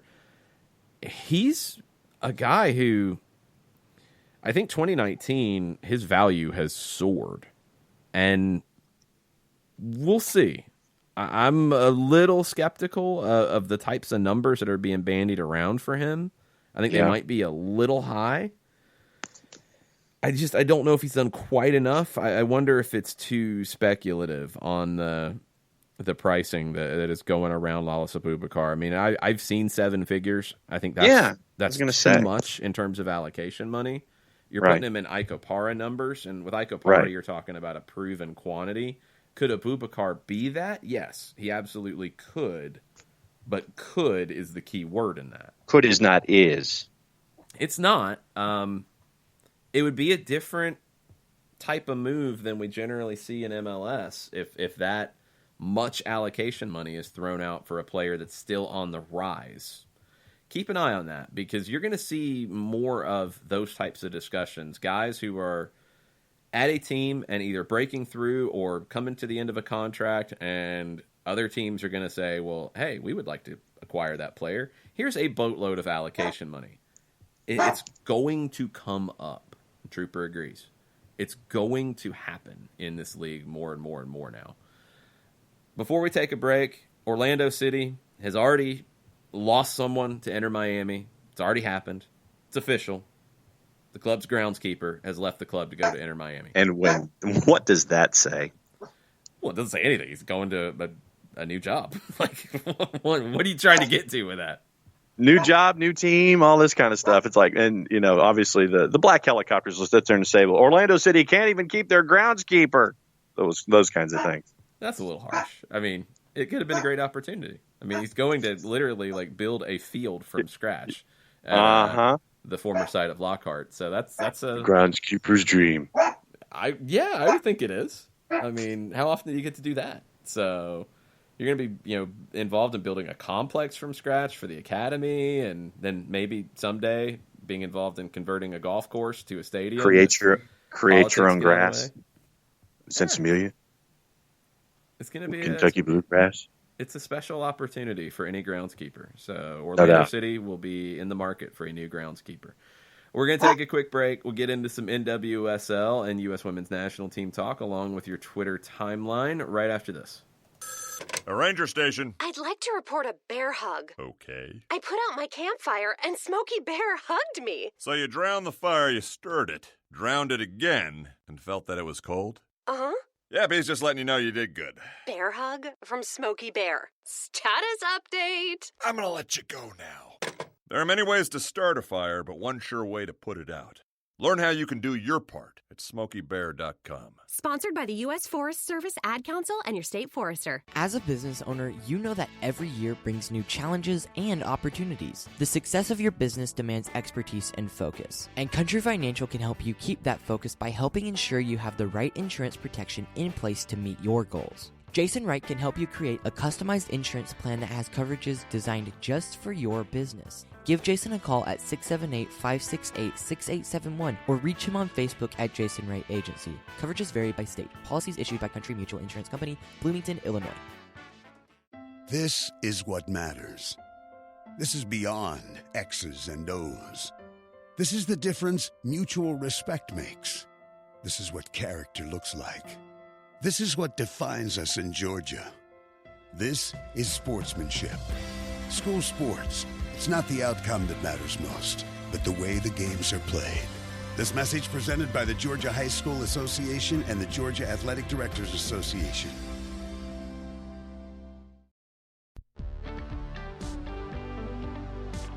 If you've been hurt in a car wreck, contact my friend Steve Apolinski of Apolinski and Associates.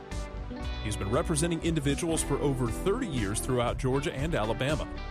Email him at steve@aa-legal.com or call him 24/7 at 404-377-9191.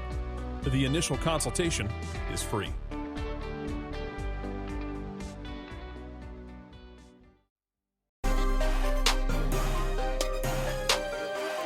Welcome back. Soccer Down here. Hour number 2. NWSL. Lots of rumors about the NWSL right now. Atlanta is part of that, and Doug Robertson got a quote on the record from Brett Jukes, Chief Communications Officer for AMB Sports and Entertainment. The quote is this: "We've had very preliminary discussions with the National Women's Soccer League about a possible franchise in Atlanta. We are evaluating a wide range of factors to review and consider with no definitive timetable to complete that process. The growing success and appeal of women's soccer in America, both at the professional and amateur levels, is exciting and certainly worthy of our careful exploration." Definitely interest, but no timetable yet. Grant Wall said 2021, but Atlanta was waiting on some updates as to the relationship with U.S. Soccer and how the league is going to be managed and all of those types of things. Cincinnati, also in the mix. This is also from the Cincinnati Enquirer and the Beyond the Net show and their interview with Jeff Birding to close out the season. Birding said, "The NWSL is growing. They had a very good growth year, and we believe it will continue to grow. There's already an academy on the girls' side here, the Cincinnati Development Academy, our very first year writing a 6-figure check to support the young women. So I would offer this.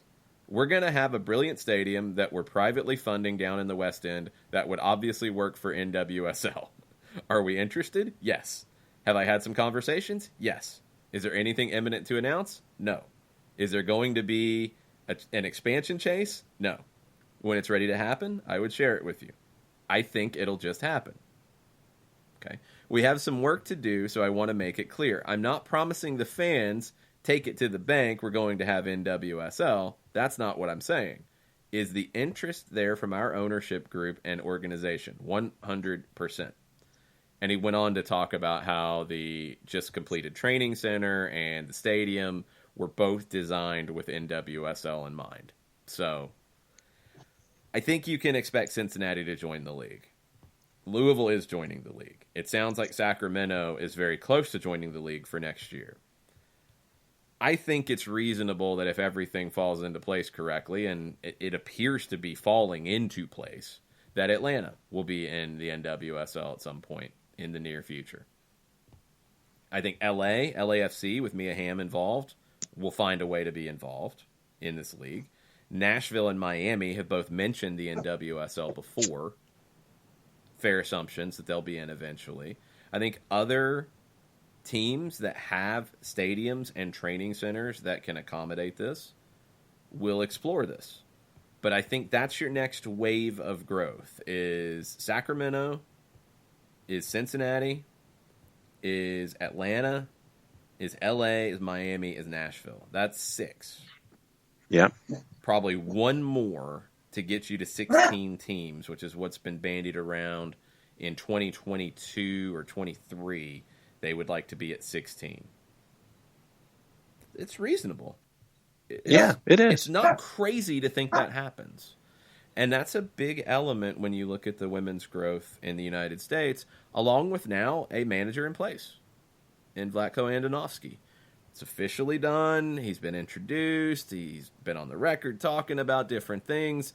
Things get real for him very quickly because you have an Olympics to prepare for, and you have a qualifying process to deal with first.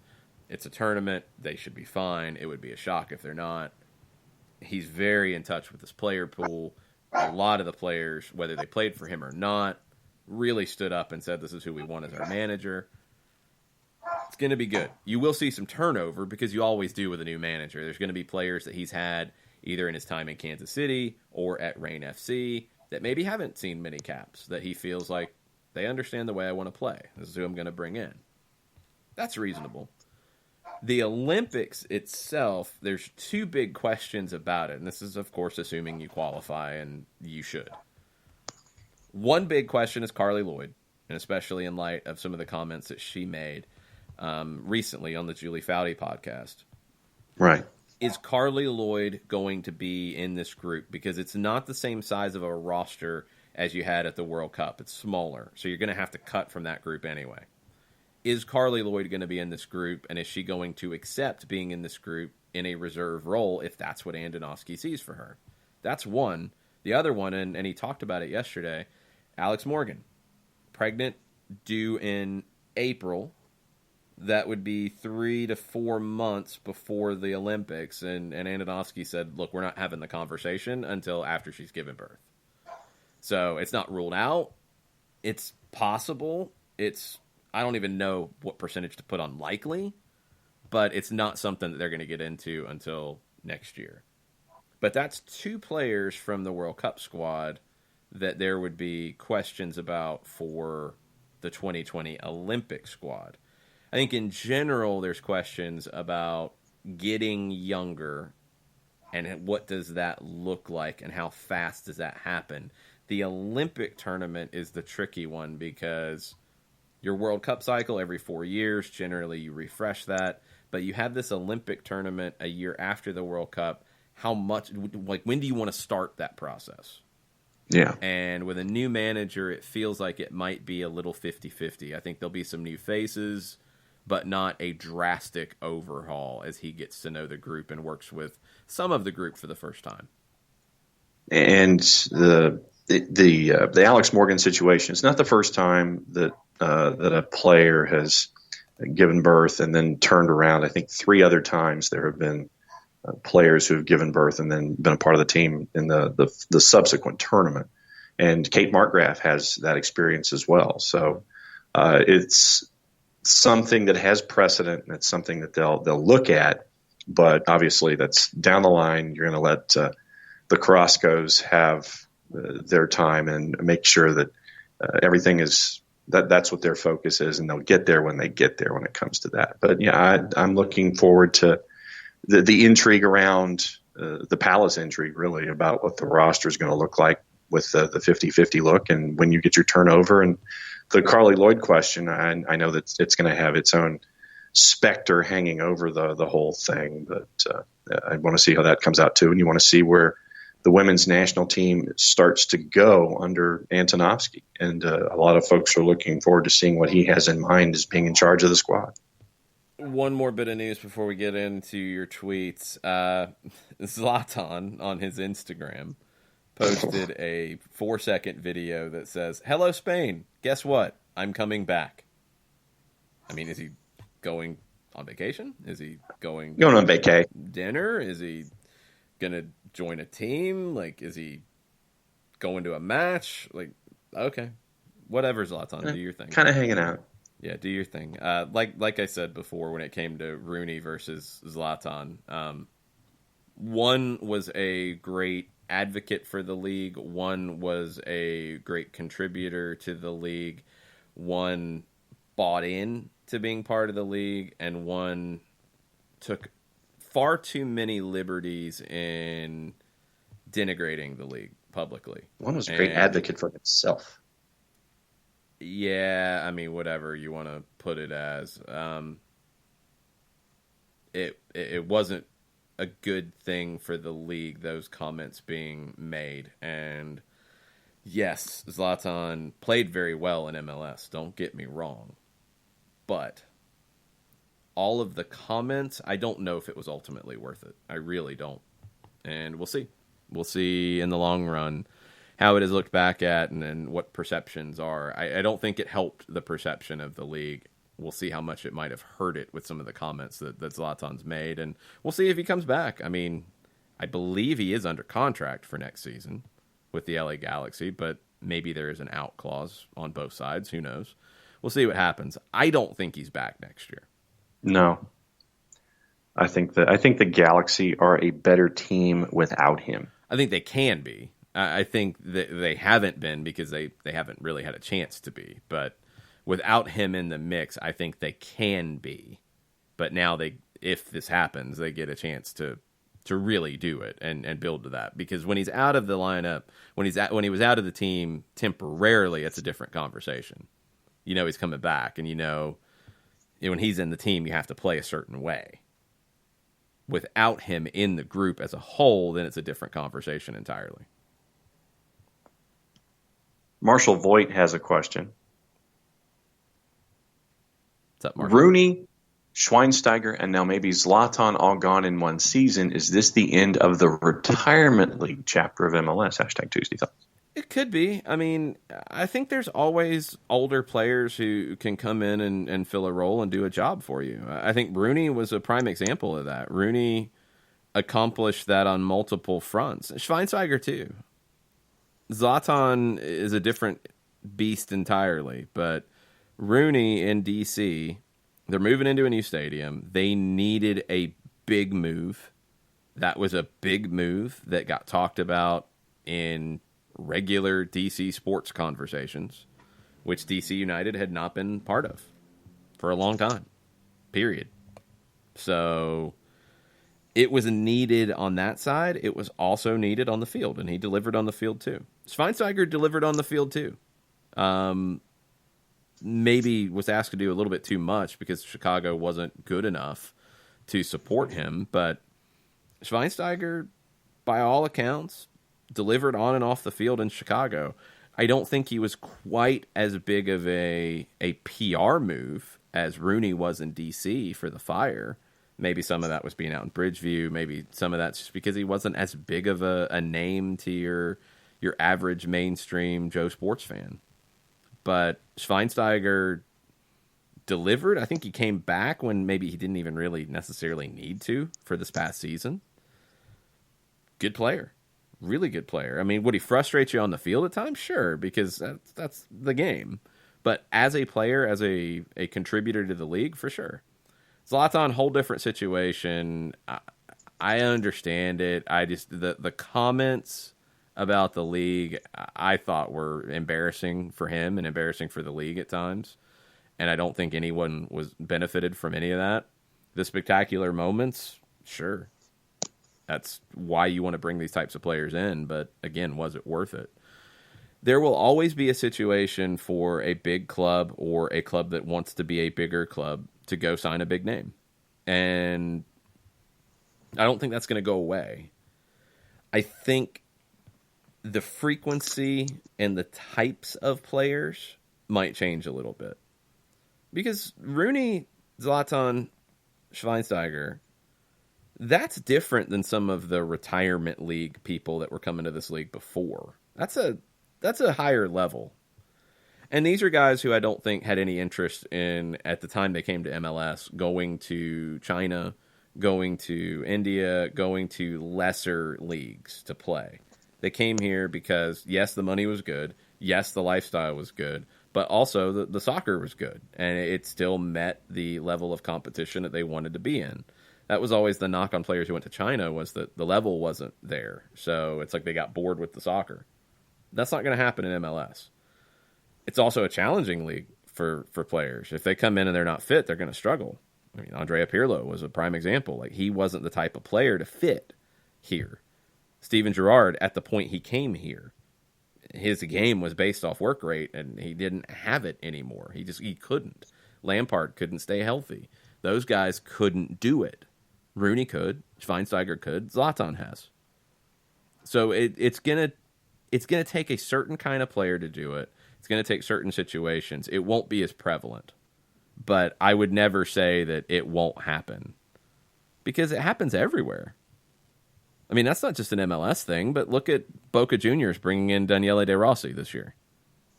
It's been a boost to them. It's been good for them to get the attention. Has he played a ton? No. That part's been a disappointment, but it fit a need that they had. Look at, I mean, you see it in the Premier League. When teams go out and get a guy that's older that fits a need for a team, it's okay. It's not a bad thing. It's just, here I think people look for it, and because in the past the league did it too much, here, don't jump to the conclusion just because you sign a guy who's 33, 34, that, oh, the retirement league, yep, that's what it is. If you are, let's take hypotheticals about Atlanta United for a second. If you were in the situation mid-season where you needed to go get a defender because you had injuries, you didn't feel like players were ready to step up yet, and you are chasing a high seed in the playoffs, you're deep in the Open Cup, you know you need a player to step in and play right away. You're going to go get a veteran, and maybe people would say, oh, that's a retirement league kind of signing, but you're going to go get him for 18 months. You might go get him for 6 months to fill the need that you have to accomplish what you're trying to accomplish. I think those kinds of moves will still be there. Signing a 34, 35-year-old on a 3-4 year deal, those moves might go away. Yeah, and for me, that's where the context is for me in bringing in a player who's on the north end of 30. Now, for me, yeah. You know, that's a guy who can come in, fill a need, spot start, quality minutes, quality play at whatever position you need him in, but not as the marquee guy to sit there and try to feed everything through at the expense of philosophy and younger players and trying to get something done longer term. It's something that any club needs from time to time. You know, you have a gap in your development system. You have a young player that isn't quite ready yet, isn't quite ready for the pressure to take on the challenge, or you have injuries that happen. So it will happen, and it's okay when it does. Don't freak out. There's definitely value in some of these older players coming in and filling that need. I mean, I guess the one that I was thinking of, I wouldn't go like legend in this regard, but when Manchester United brought in Henrik Larsson, because they needed a player to fit that point at that time. I think they had him on loan, actually. Only had him for a very short period of time, but he ended up being a very valuable piece of that group. Those things will happen. That's okay. And I'm good with those types of signings. I'm really good with those, where you can bring in a guy to fill a need, to mentor a young player, to push them along, to put a team over the top. I think it's the ones that always bothered me weren't like this Rooney one, weren't the Zlatan signing, weren't the Schweinsteiger signing. It was a move like, I mean, Gerrard to the Galaxy bothered me because you could see his game slipping, his fitness slipping going into it, literally and figuratively. Didn't mean to do that, but I did. Nick, you high five. You could see it happening, and you knew that MLS was going to eat him up because it's such a physically demanding league. Denilson in Dallas, we talked about it last night after our Soccer Over There show. Denilson in Dallas was one that just didn't make sense. It was a name for the sake of a name. Lothar Matthäus, when he went to the Metro Stars, you didn't really want to be here, it looked like.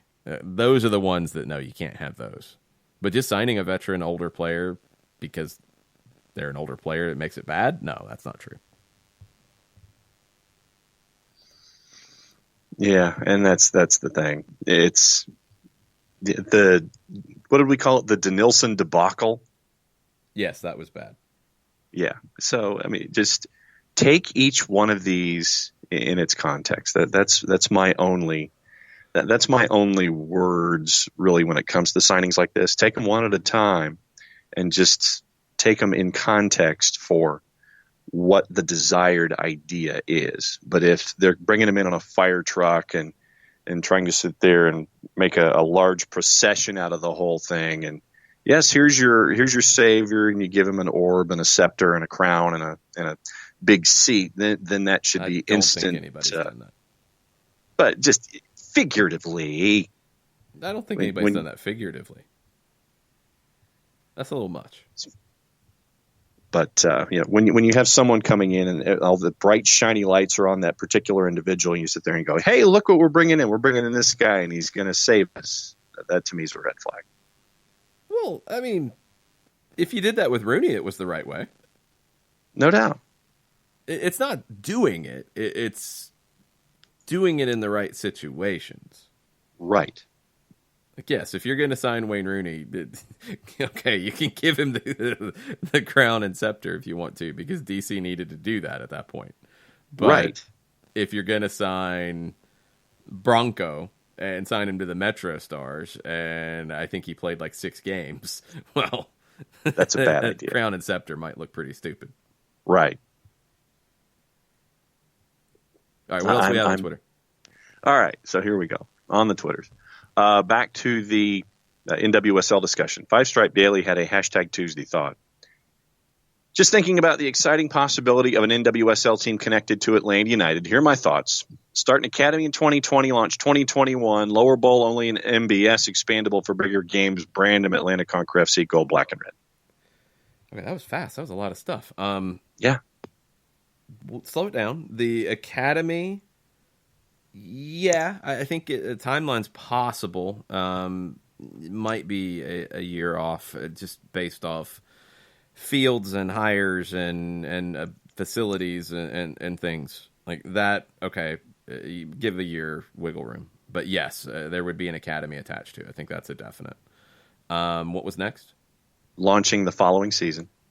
That's what's been rumored. I could see 21 or 22. I mean, both are reasonable when you're trying to build this out. Sure.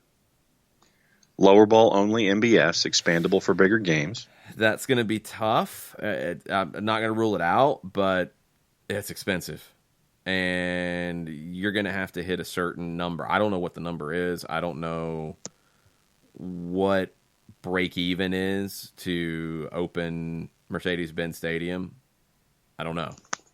But you're going to have to break that. You don't want to lose money doing this. It is a business. I think I would probably say that realistically you're looking at Mercedes-Benz Stadium for special games. Double headers essentially could happen there, which would be very, very cool. Yes. Big games, but not every game. I think you're going to be looking at other venues. I think Kennesaw is definitely one that could see some games. Mm-hmm. I've always wondered, and it's come up every time things have happened with stadiums, and right now it wouldn't work, Georgia State, because the turf is permanent football. Like, lines are stitched in. That can be rectified. New turf could be put down. I don't know about the width. It looks like it'd be good. Looking at it in overhead shots, like, it looks like you can get a long enough, wide enough field in to make it work. I don't know if there's possibilities of alterations to making that happen, but that would be a good size that could work for this. What is Georgia State for football right now? 29,000? 24,333. Oh, even better. It's a little bit smaller than I thought. So, is that closing stuff off? No, that's the full house. That's the full house in the configuration. How much did they take out of the baseball configuration? Jeez, because Turner Field was not that small for baseball. No, it was about a half? Yeah, it's about half. So I'm trying to think. That seems weird. I think that's not opening certain things. Capacity for Turner Field listed at 49,586. Yeah, they didn't take out 25,000 seats. So I don't know. Well, anyway, if that's it, if that's the normal what they open for Georgia State football, that's perfect sizing. So you've got to deal with the turf. You've got to deal with logistics in the venue. You've got to deal with making sure the field is properly sized and all that. So that would be a possibility. I think Kennesaw obviously ready to step into straight away. Yep. You've got options, and maybe it is a little bit of all of the above, or what the Washington Spirit are doing. That's essentially what they're going to do this year. So we'll see. I'm intrigued by it. I think there's a lot of possibilities for it, but I think playing everything at Mercedes-Benz, and I'll put this out there saying that I don't know if that would work, but if the ticket sales fly out the door like they did for Atlanta United, which surprised everyone, if that happens and the money is there and the ticket base is there to justify it, well, then there you go. There's your answer.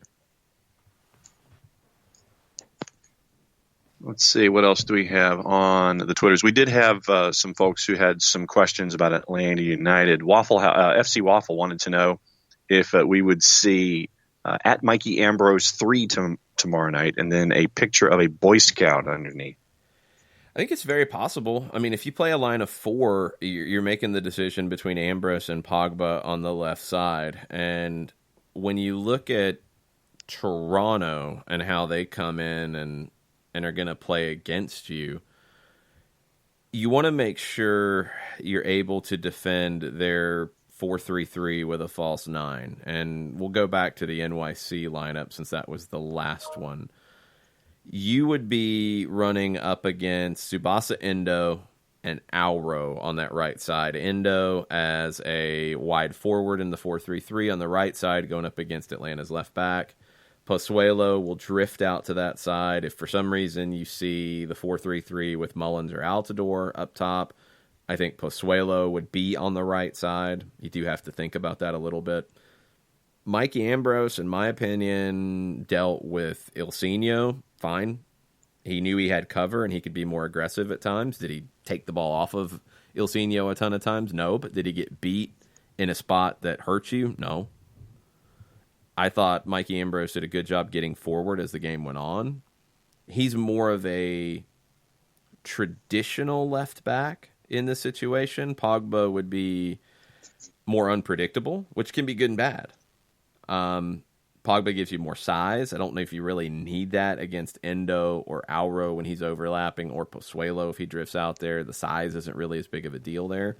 You want the quickness. Ambrose has got it. I think Pogba's got it, but Ambrose is quicker. In a 4-man back line, if you're playing in a traditional sense, I'm a little more comfortable with Ambrose. Pogba would be more unpredictable in that spot. Nick Brawley wants to know if you see a situation where we would need both Barco and PT on the field at the same time tomorrow night. Yeah, 100%. I mean, just like you did in the last one. I think this has become more of a shocking thing than it should be. I mean, they've played together this season. They can play together. They played together differently than I expected. I still think ultimately Barco centrally and Pitti out wide could be the better play, but Pitti did everything you needed him to do as a number 10 in this last match. He dropped in defensively. He was involved in the build-up. He created opportunities. Like, Pitti Martinez in his the last 8 games that the team has played, and he didn't play 2 of those. So Pitti in the last 6. 17 chances created. He created 4 against Philadelphia. He created, go back to Montreal, because he didn't start the 2 New England games. He created 2 in Montreal. He created 4 of your 5 at Yankee Stadium, and he was very good that night. He created 3 against San Jose, created 3 against Cincinnati. I mean, he has done the job in recent weeks. So the New England matchup was a different team. They wanted to play very direct. It's a different game. This one suits Pitty. I think Philadelphia suited Pitty. I think Toronto and Philadelphia have some similarities in the way they want to play. So Pitty and Barco, I would not be shocked at all to see them. Heineman is a really nice player and a really good player in your midfield. And against certain opponents, he might be a better fit. I think ultimately, Pitty and Barco are far more effective than Emerson Heineman in the roles that Heineman has played. Heineman, I think, in long term, will be more of an 8 in a box-to-box kind of role in his long-term fit here, and I think it will be here. I think Barco and Pitty are more dangerous in the final third than Emerson Heineman is. Matt Wagner, Shiva, and Daniel Price wanted to ask a question off of the Felipe quote from yesterday when he asked Julian if he could share any details about his future with Atlanta United. And Felipe said on his Twitter that Julian had, quote, "I don't really want to get upset, to be honest, so I don't want to talk about it," end quote. So, to be fair, everybody had that quote. Yeah. That was not an exclusive one. Right. You can take that a lot of different ways. I mean, Doug Robertson reported later in the day that there is a team option on Gressel for 2020. So he's not out of contract at the end of the season. If the team exercises the option, and you would expect them to do so, he will be an Atlanta United player in 2020. There's been talk during the season, I think preseason and into the season, about a new contract, and it sounds like there hasn't been progress. Is Julian upset about there not being a new deal in place? Is he upset about not having a way out? Because a team option would mean the team makes that decision. It's not down to the player. If the team extends the contract, they extend the contract. Is he upset that they haven't had discussions during the season? Who knows? There's no way to know exactly where that goes. What are the questions specifically from people? Because in general, I mean, this happens. You have a player who, in the U.S., you see it all the time, a player who, is drafted, comes in on a rookie contract, outperforms said rookie contract, and as the rookie contract is coming to an end, you have to figure out, well, are you extending it? What is the price point that you are extending it at? That can always get complicated because the player outperformed their initial deal and they're looking to get paid. We see it all the time in every sport. So what are the questions from those three specifically about it? Okay, Matt Wagner, off of Felipe's tweet. Surprising MLS cap rules stink. Will Atlanta save him, or where does he go? See, I don't even know if it's an MLS cap rules thing. That cap factors into it for sure, and it definitely could factor into why a new contract hasn't been done yet. Because if you are the club in this situation, you have a player on, what was he, 125, 130,000, somewhere in that ballpark. We don't need exact, but somewhere in that ballpark. And you're going to sign him to a new deal. You say you make the decision, okay, we're going to sign him to a new deal. We know we want to do that, but we don't have the cap room to do it right now. That happens. Happens all the time in any sport with a cap. So that's not MLS cap rule. That's just dealing with salary caps. I do think you're going to see more conversation about players in this situation, whether it's from a draft or just players who are, I'm going to do air quotes here because Julian is not exactly in this fit, a domestically developed player. With TAM especially, it's a little bit easier, I think, in MLS to go sign a new TAM player than use TAM or use GAM to reward a player on a new contract. I hope we see more of the latter, where players get raises and get bumped up and stay more. I think that's something that the league can definitely benefit from. And I hope they figure out what that looks like. I don't know if it's a rule thing, a cap thing, or if it's just honestly a mentality thing of, hey, like, you don't have to go take this money and go bring in somebody new. Like, you can just take it and sign him to a new deal using TAM and buy it down. It's not a designated player deal, but it's over that threshold where you can use TAM. If that takes a rule change to open that up a little bit more, then do it. Because I think the league will benefit from players staying on higher salaries if those opportunities come. But I don't know, from Matt's question, I don't know if this is an MLS cap issue, if it's an MLS rule issue, or if it's just dealing with a salary cap in general, and you don't want to have that hit happen until you're in a position to deal with that increased salary on your cap. Yeah, and I mean, for me, from a business perspective, when there's going to be a salary cap adjustment in a league, if you're the front office of the team, I would think that you're going to wait until you have some kind of finality in figuring out, okay, here's what the new numbers are.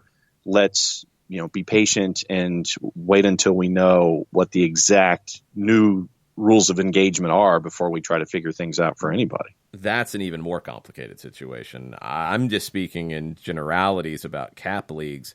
When you add in the fact that there is a CBA negotiation and it is pretty widely accepted that there will be an increased cap and potentially new rules regarding said cap and spending and salaries, yeah, you do want to wait that out. So I get why there's not a new deal in place. Gressel's comment about not wanting to get upset talking about it opens the door to lots of different speculation around it, but it could be as simple as, I just wish I had a resolution, and I don't, and there's reasonable explanations why that isn't the case yet. You don't know. So yeah, what were the other questions about it? Shivas asking if for some reason the club can't sign him to a new contract. Where do you see him going? Who knows? I mean, yeah, open the door, like anywhere in the league. I think we talked about it before. I mean, Gressel is a player who is very effective in very specific types of roles. So there's some teams that probably wouldn't be a great fit. Like LAFC, for example. I don't think he would fit very well from what we've seen and how he plays here to what they want to do.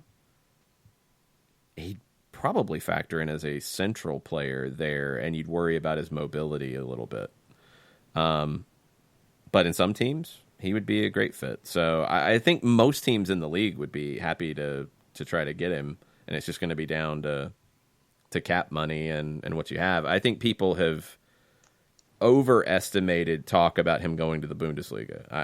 I don't think that's on the cards yet.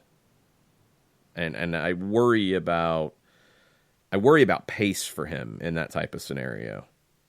I think that's the biggest issue you have to deal with when you think about playing him and wanting to get his ability on the ball, his passing ability, his playmaking ability, his ability in the final third. But his pace, you want to find the right spots for him to do that where he's protected. Because if you have him defending, like as a right back, for example, if you have him defending, you're going to run up against players who are faster and can beat him out wide and beat him to the outside. That's an issue. As a right wing back, you can mitigate that with a right back behind him. As a right winger in a 4-3-3, you can mitigate that, obviously, because he's not defending as much. But you also have Franco Escobar behind him in Atlanta, who does a lot of the running for him. We saw him play centrally in the 5-3-2 last season in the postseason. Good. It worked. I don't think that's his best position long term, but it can work. It did last year. You're looking for teams who can play him in a spot where he's protected, and you get the good qualities of him without exposing some of his defensive frailties, and especially for pace. And Daniel wanted to know, he said the likelihood that Gressel's still here next year, the vibe's trending, he's gone. And then he did the... Daniel. Don't get caught up in the vibe, first off. Yeah. Welcome to social media, because the vibes happen a lot and will twist and turn and take you different places that aren't necessarily the case. Oscar Romero says hi. Yeah. Andres Guardado says hi. Yep. Our friend John Sutcliffe for ESPN, is probably still trying to convince you that Andres Guardado will be an Atlanta United player 4 years after the fact. Yeah. But it's going to happen. I said so. I talked to him. Mm-hmm. Still would love to hear that 30 for 30 behind the scenes as to what broke down in that situation. But anyway. What would you say if... Well, no, I just want to hear the story about, because I think it was actually going to happen. Enough dots lined up to where I don't think Sutcliffe was necessarily wrong. I think things happened that made it fall apart. So who knows? Anyway, the point. Couple of predictions. Hold on. The point about the vibe is. What, it was 2 sentences that Julian Gressel said yesterday about this that was tweeted out? Actually, 1 sentence with a comma. 1 sentence with a comma. And fairly vague. And there are, I think, reasonable explanations when you take emotion out of it on both sides. So... think about that when the vibe starts to grab you and slap you in the face and bash you over the head with a steel chair. That's all I'm going to say. Couple of predictions and a question before we go. Okay. Nick Brawley, Seattle 1-0 with a Ladero goal and a tight defensive game. He's got Atlanta winning 3-1 over Toronto. Joseph with a brace. I don't know if Seattle can pitch a clean sheet against LAFC. If Seattle wins, I think it's like a 2-1 on the really good side for Seattle. Probably a 3-2, and I've got extra time with my bit of honey garbage on it. Yep. And Nick has Atlanta winning 3-1. Joseph with a brace. Barco gets one. Altidore subs in, gets one as well. He thinks it'll be a controlled but attacking game for Atlanta United. Well, we have 24 hours to get to that. Shiva. Excuse me, sir. I'm giving predictions. He's agreeing about making sure that we save predictions. Like he was agreeing with anything. No, he's like, save the Atlanta United predictions for tomorrow. Shiva has LAFC winning 2-1. LAFC wants this cup more than the rest of the teams that are in it. I think wanting more will result in winning. LAFC is the better team. They should win. They should. If they don't, how they don't is going to be the question. And it's going to affect how people talk about this team. But, some have already anointed them as the who's going to be the next LAFC in Major League Soccer. We'll find out. We'll find out if they take care of business tonight. It's going to be an interesting one. We're going to save Matt Wagner's planted seed that he threw at us at the end of the show. We'll save that for tomorrow. We'll talk about it alongside Atlanta and Toronto. It's going to be a late night MLS Cup playoffs after dark tonight. We'll be watching. It's your Red Bull. You have questions on Twitter, go ahead and throw them at us during the match. We'll be chiming in. But 10 o'clock broadcast, probably about 10:18, 10:20, maybe 10:25, maybe 10:28. I'll take the over. Time. Maybe. Well, 10:18 is my pick. And if that happens, then over. Somebody owes me a Red Bull. So that's the plan tonight. We'll be on Twitter during the match. Join the conversation with us at Longshoe, at OSG Nelson. You can yell at Jarrett Smith, too. He might be watching if he's awake. You can yell at Nick Alifi as well, at Jarrett_Smith, at Nick Alifi, at Soccer Down Here. At Tomorrow Just Talks morning. Footy. What's up? At Just Talks Footy. Yes. Jess will probably be watching as well. Okay. Tomorrow morning, 9 o'clock, is the show. And then it is a long, long day of stuff. long day of the Eastern Conference playoffs. So just buckle up and get ready. Get down to the Gulch. Make your plans for your tailgating. And then get in the building and make some noise. So watch the game tonight. Rest your voice. and then join us tomorrow morning at 9 o'clock for SDH. Thank you, everybody. Thanks for all the questions, comments, tweets, etc., etc., etc. We'll be back tomorrow morning. Mucha plata, y'all. Mucha plata.